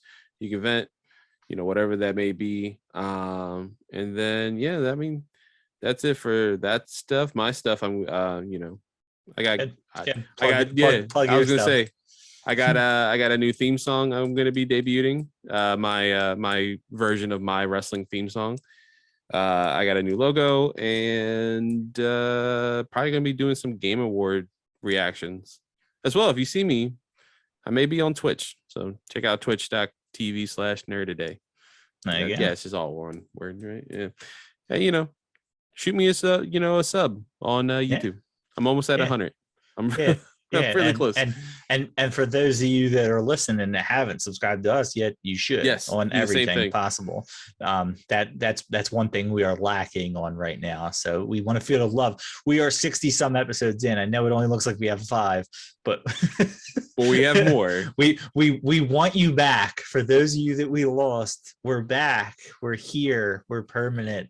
I know some of you, just like G4, we've never stopped playing. Some of you might miss Peach, but in reality, he only did about 7 episodes anyway. Most episodes we were just talking about where he was. Happy married life, And so many of you wanted Walton going anyway that, like, I mean, you got your wish. So now he I fully expect he's coming back soon. I swear. Soon, yes. This is not tempering expectations. This is not unconfirmed rumors, he will be back soon. He's finally been answering texts, so he went from way too busy for us to like busy, but he'll answer me. So soon he won't be busy enough, and he'll do a couple episodes. So on that note, yeah, subscribe to everything, do all that fun stuff, and we will see you when we see you. Yep. Bye.